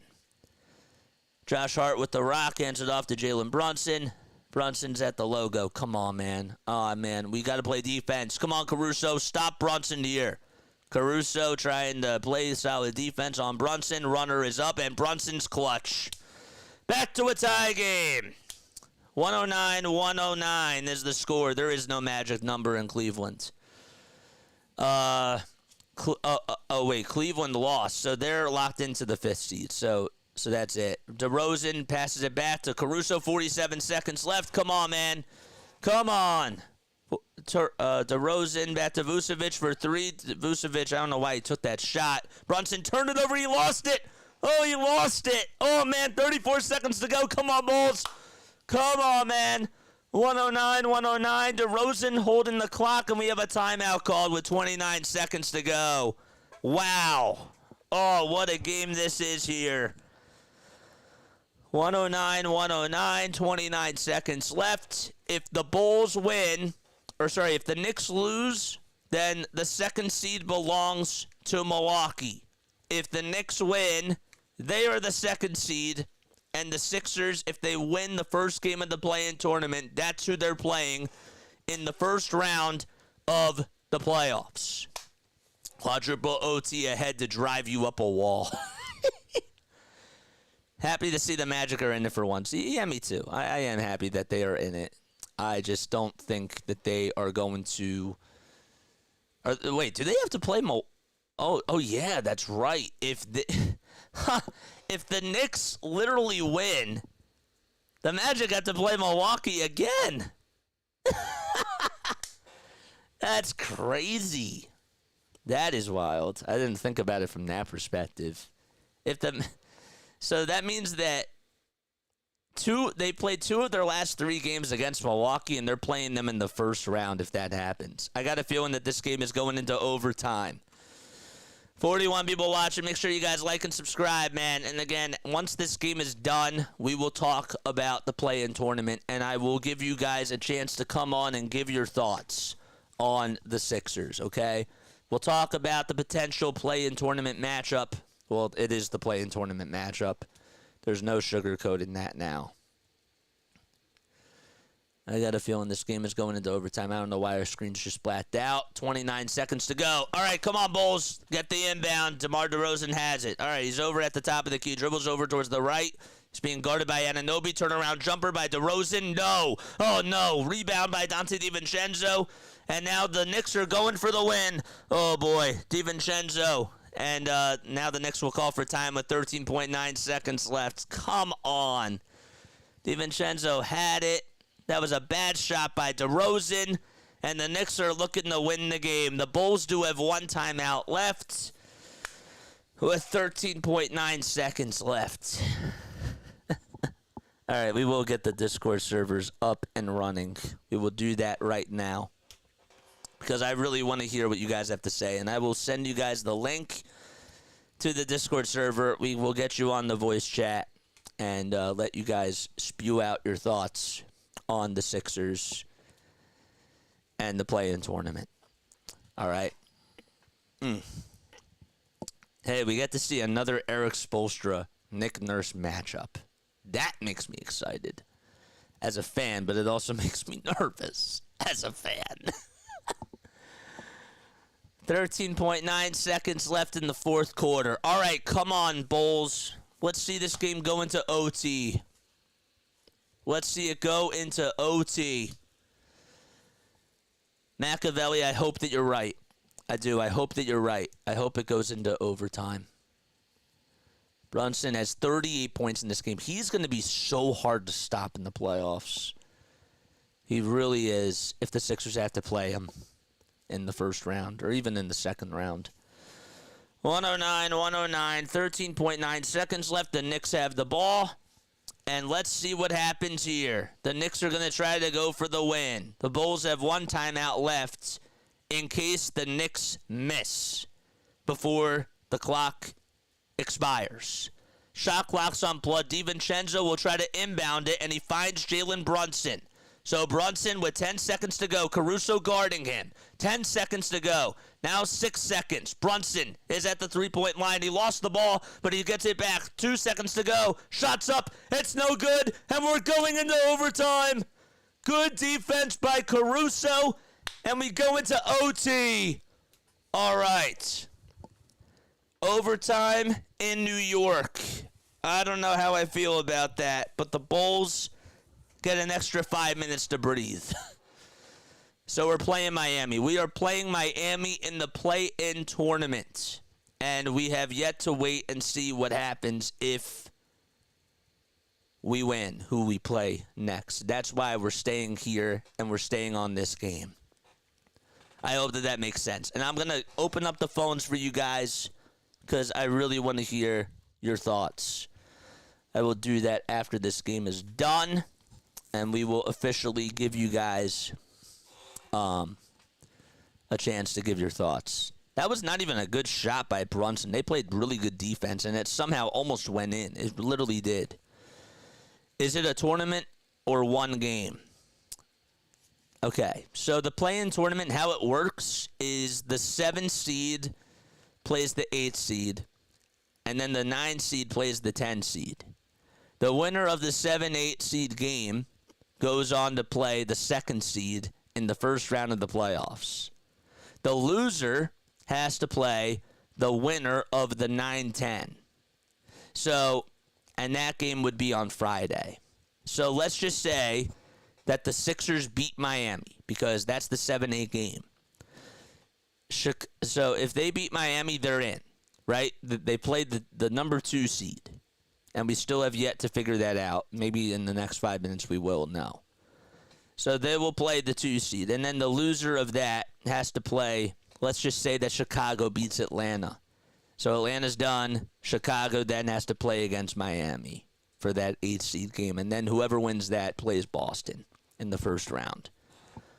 Does that make sense? Does that make sense? Let us know. Create an event.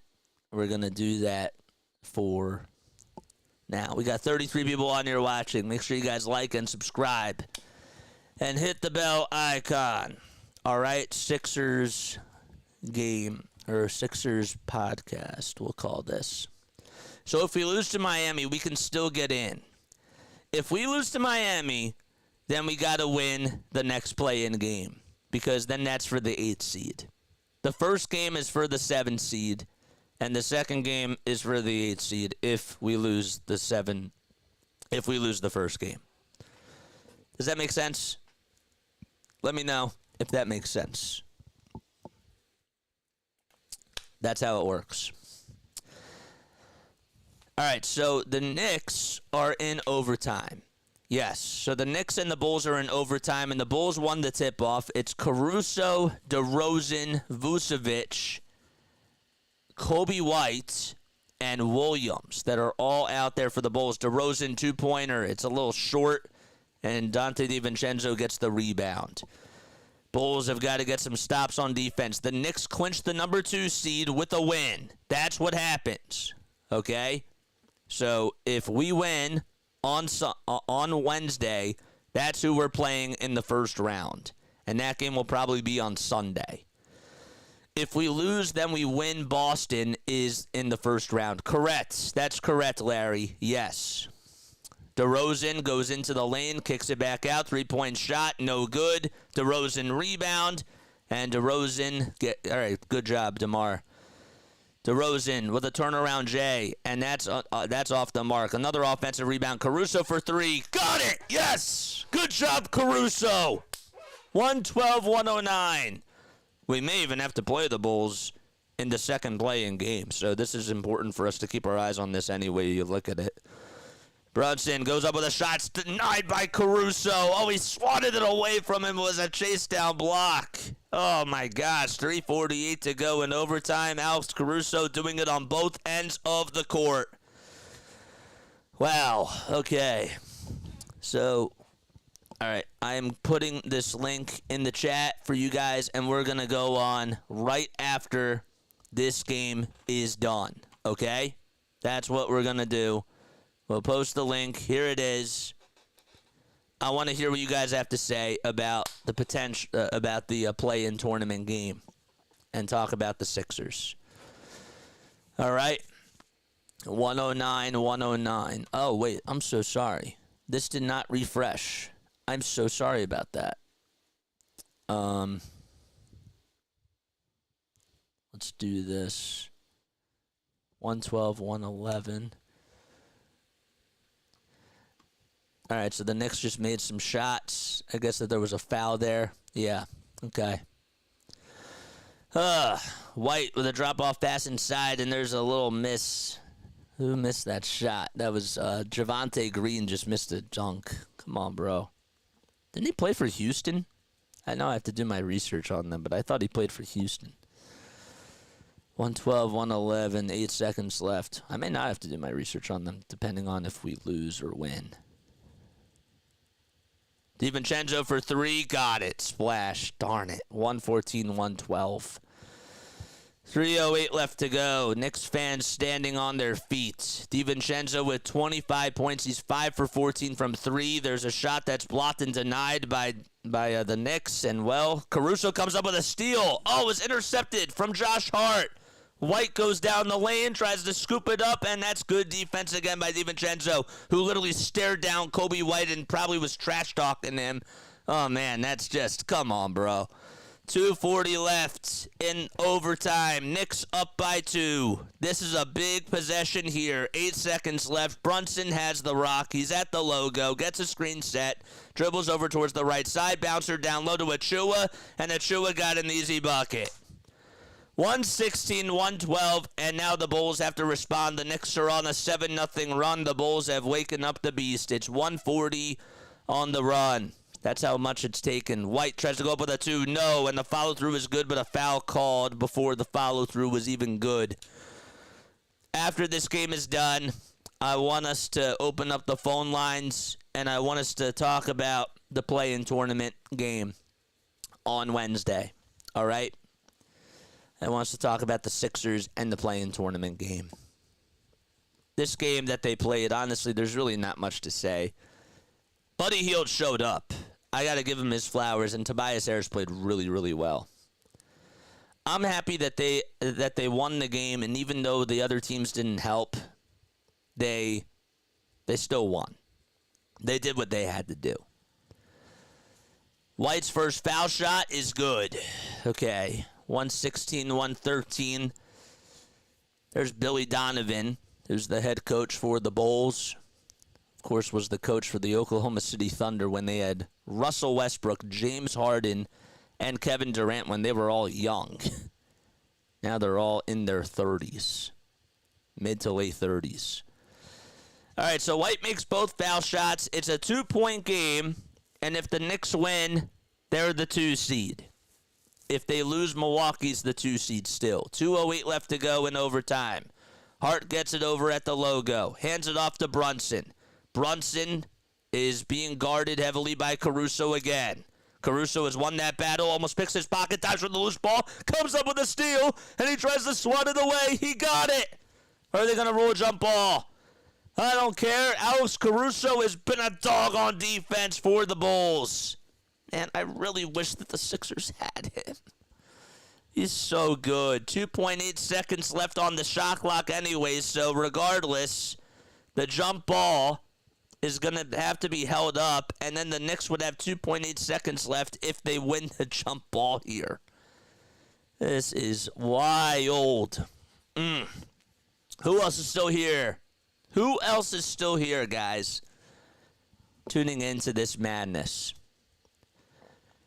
Caruso, 13 points, 5 rebounds, and 8 assists. So they will have a jump ball at the at the Knicks foul line. Caruso's like claiming, why don't I get full possession of the ball? He's complaining to the refs. 1:52 left to go. The Knicks are up by 2. Comment down below if you are still tuning in. Caruso, does he win the tip-off? No. And they got a brand new shot clock? Why? Brunson has it over at the logo. Dribbles over with the right hand. All right, so 15 on the shot clock. 1:40 left to go on the game clock. Brunson being guarded by DeRozan. Almost got his pocket picked, and Kobe White sticks his hand into the cookie jar, and DeRozan comes up with a steal. DeRozan trying to kick it out to Vucevic. Here's White. Here's Caruso for the lead. Oh, it's off the mark. Rebound goes to Precious Achiuwa. 1:20 left to go. They should have just went for the tie. Caruso playing defense on Brunson again. Brunson goes down low, and Caruso is on him, guarding him like a puppy. 10 seconds left on the shot clock. Runner by Brunson, no. Follow through by Achiuwa, yes. 118, 114, Precious Achiuwa able to be set free. Kobe White on the far side goes up for a 3. And that's off the mark. Rebound corralled by Josh Hart. He was there to grab the rebound in case he missed. Hart kicks it out. And it's stolen back by It's stolen back by DeMar DeRozan, but we have a foul called. 48.8 seconds to go in overtime. Both teams have 2 timeouts remaining. And it looks like that the Knicks are 48.8 seconds away from getting the 2 seed. This is why the Bulls are not a 2 seed. This is why the Bulls are not even a top 6 seed. All right, we have a timeout called. I don't know if it's a challenge or not. Bulls call for time. It was a loose ball foul on DiVincenzo. So it'll be Bulls ball, and this is the biggest possession of the game coming up after this timeout.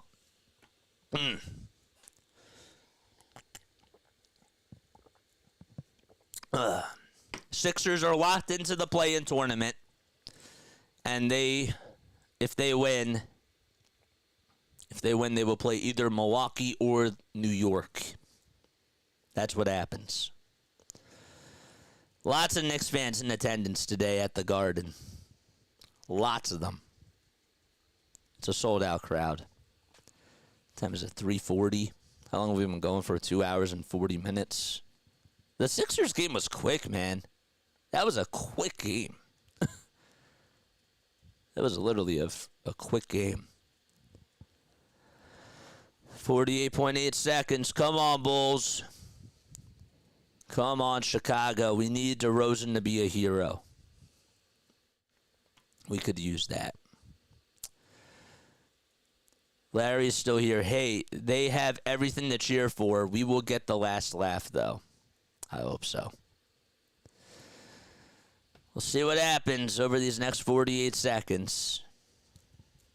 Watch it go into double OT. If it goes into double OT, I think that the Bulls can win. This is a big possession. Caruso will inbound it for the Bulls. All right, so he'll inbound it to DeMar DeRozan. 21 seconds on the shot clock. DeRozan goes into the lane, goes up with a shot, and he's fouled too! A 3-point opportunity for DeMar DeRozan as the foul's called on the Knicks. Oh, let's go! Let's go, man. Nice play, DeMar. Anunoby got called for the foul. This is for a 1-point game, and DeRozan hits it. All right, 118, 117. They're back in business. 40 seconds to go in overtime. DeRozan with 30 points, 5 rebounds, and 5 assists. Brunson has the rock. They dribble over towards the logo, milking the clock down. 10 on the shot clock. Brunson dribbles over towards the right side. He's being guarded by Javonte Green. Hart swings it out. DiVincenzo's in the lane, goes up with a shot. It's blocked, but Hart comes back up with it, and he makes the two. 120 to 117, and the Bulls call their final timeout. That follow-through was good. Josh Hart is so good, man. He is so good. I can't believe DeRozan got the and one opportunity. All right, so honestly, they could just go for an easy two and just play the foul game. They have plenty of time. I know that they don't have any timeouts left, but that could still be a thing. Lol. Who else is on the edge of their seat for this game? Who actually doesn't really care about this game? Who doesn't care about this game? I do care about this game. Clearly. The recent plays window is spoiling your call. I know. But I like calling it. You know? It is what it is. And yes, like the result spoils it, but you also like don't get like the full action either. 121-17. I'm not even looking at that. Brunson's coming back into the game. Again, the Knicks, if they win this game, they clinch the second seed. If I have not stated that already, I most certainly have, but if you are tuning in for the first time and you needed to hear that, that's what's going on. So Caruso's going to inbound it. All right, 14.4 seconds left. Oh, boy. Caruso inbounds it to Vucevic. Caruso goes down the lane, and he goes up with a shot, and he lays it up and in. Good. 14.4 seconds. They didn't show that. There's a bucket. 120 to 119. Bulls have to foul. And Caruso, did he steal it? Oh, I think that they're going to review this. Caruso thought that he had it. Brunson lost it out of bounds. Can they review this? I think that they are. I think that they're going to review this. The Knicks call for time. They call for time. They should review this because I think Caruso had it knocked off of Jalen Brunson's right hand. Savings my blood pressure for Sixers. I feel that. Yeah, I get that. Let's see again. Did Brunson touch it last? It's so hard to tell. Oh, my gosh. That's like inches away if he touched it or not. Caruso, give him credit. He tried to go for the steal. I think Brunson, maybe for like a tenth, less than like 1,000th of a second, probably had it on that right finger. Knicks play the Sixers. Well, but the Knicks haven't played this version of the Sixers. It's true. I get it, but I get it. The game's not over yet. They may not even play the Sixers in the first round. They may not even play them. Come on, let's take on Milwaukee. Potentially. After the playing game. 121-19. So I think that the call stands and the Bulls will not have the ball. So the Knicks get to advance it. Now the Bulls have to obviously foul here. DiVincenzo will inbound it for New York with 13.8 seconds to go. How late can they foul here? The ball almost gets knocked loose by Hart, and it's going to be Bulls ball. Hart could not hold on to it, and the Bulls are going to try to go for the win. Oh, my gosh. Hart couldn't hold on to it. It was deflected right off of his right knee. Good job by Williams. 13.4 seconds left. Bulls down by 1 in overtime. All right. So here we go. DeRozan gets the inbound. 10 seconds left to go. Knicks still have one timeout left to go. DeRozan steps back. 5 seconds to go. DeRozan with a shot. It's up, and he can't get it. Foul on Brunson. Brunson got the rebound, and DeRozan thought he had a shot. And, well, Brunson's going to go to the line for 2 free throws, and the Bulls are out of timeouts. Oh, my gosh. 120 to 119 with 2.1 seconds to go. Let's see this again. Did he get fouled? No, that was just good defense by Dante DiVincenzo. It really was. That was good D all the way. All right. Knicks have to inbound it, and they call for time. Okay. That's their last timeout. That was a foul on the floor, so they had a foul to give. I want the Bucks only for the revenge on Glenn and Pat Bev. That's exactly what I wanted. That's exactly what I'm saying, man. I really wanted that revenge. But whatever happens, happens.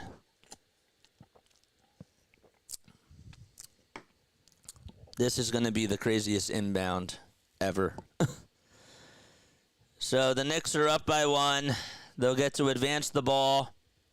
And there's 2.1 seconds left. Obviously, the Bulls either have to go for a steal or foul right away. They're going to have to make a miracle of a shot regardless. And if they get the inbound, they're really going to have to foul as quickly as humanly possible. All right, 120-119. Knicks called their final timeout. They called their final timeout.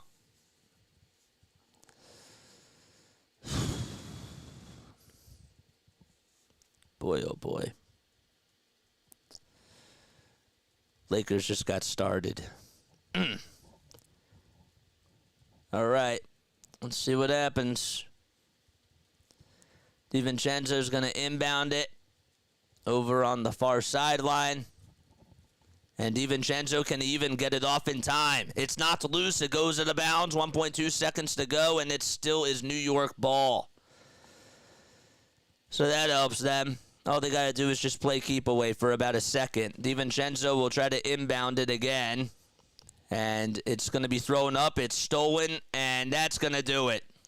DeRozan tried to go with a three-quarters court shot, and the Knicks win. So the Knicks are the number 2 seed, and they will play the winner of the 6-7 or of the 7-8 play-in game. All right, so that's how that ends. Milwaukee's now the 3 seed, and they will play the Magic once again. Actually, no, they play the Pacers. I forgot about that because Orlando had the tiebreaker because both Indiana and Orlando won. So Orlando's playing Cleveland, Milwaukee's playing Indiana, and New York is going to play either Philly or Miami. And that's how that goes. All right. Well, that's that. All right, so now what we're going to do is we are going to take this off, and put this back up. Why is that not working? There it is. All right. The Sixers are heading to the play-in tournament. And we will see you on Wednesday night versus Miami. That's when the next game is going to be. I do want to talk about the Sixers, though. And I want to talk about this next matchup that they are going to play in. And I want to get you guys on the phones. Who does Stephen A. like? I don't know what that means. He's a Knicks fan, if that's what you're asking. All right, I'm going to give you a little monologue here, and then I want to open up the phones to you guys, all right? We're going to do that now. Again, come on to the Discord server if you want to give your thoughts on this team, all right? All right, here's the link for you guys. I posted it right here, and we'll start the event right now. Start the stage. How is this not?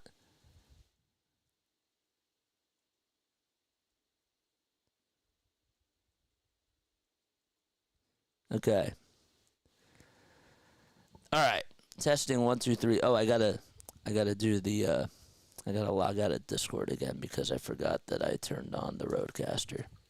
All right, so let's just talk about this. I gotta give the Sixers their flowers because they not only tried to take care of their own business, they played really well in this game. I thought Buddy Hield made some really big time shots. He really did. He played really, really well, and that was nice to see. Had 3 threes with 50 seconds in the third quarter. He was great. He was really, really great today, and that was all the Sixers needed. All right, they shot the ball really well today. They played very good physical defense, even without Joel there. And now you're going to have to play Miami in the play-in tournament. Now, the good news is that you host the game on your own home court, and that game will be on Wednesday night, right? And then, obviously, the winner of that game now is to play the Knicks. But let's just talk about the straight-up Miami game that they're going to have to play, okay? This game is going to be a very physical game. They are going to need every single inch of Joel Embiid to be phenomenal. It's one game for your life. And if you pick your poison, who do you want to play, New York or Boston in round 1? I want New York. I would take New York any day over Boston, even though New York is a very hard-nosed team. But in regards to the X's and the O's, okay, you need to really rebound the ball against them, and you really have to shoot the ball well from 3. They are a pretty good three-point shooting team. They have a lot of feisty players. Tyler Hero is going to give you his all. Terry Rozier is going to play really good defense, and he's also going to try to put up some really good shots. Kevin Love is a very good rebounder for this team as well. They have got to box out. I'd be curious to see if Nick, okay, decides to go with the bigs lineup, because I think in this one game that should be the case. Like, he needs to have Paul Reed and Joel Embiid out there for one section of the game. That's how I feel, and that's how I think. My biggest thing, though, about this Heat team is that playoff Jimmy is real. You're going to really need to neutralize him as much as possible. And I think that, personally, KJ Martin should get a lot of minutes. I do. I think that maybe not a lot of minutes, but he needs to come out in the first quarter when they make the first substitutions off the bench, and he deserves to be out there. Council, I think, deserves to be out there, too, for his defensive purposes. And maybe it'll be tough for Spoelstra to game plan against him. But I need the Sixers to play very physical, hard-nosed defense. I just need that to happen. That's all I got to say. And the Cowboys, God help us. I know. Let's start this event again. Or let's go back to this event. All right.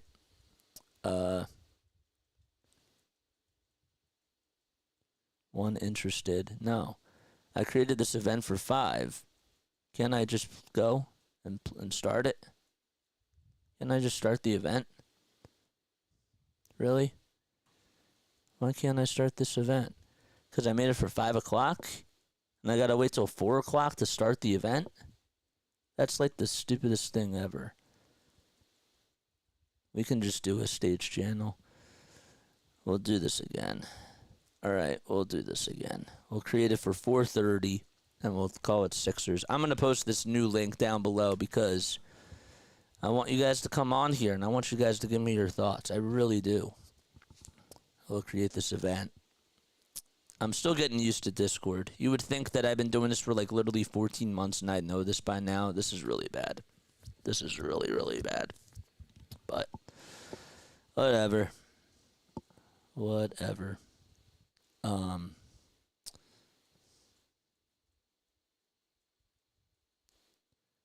Oh, I could have just started. Wait, hold up. Can I do it that way? Oh my gosh, I'm an idiot. I'm such an idiot. So we'll cancel this event, and now I know how to do it. Start event. All right, we started it. So we should be good to go. All right, good. Come on over. And let's talk about the Sixers, and let's talk about the Heat. That's who they're going to have to play. All right.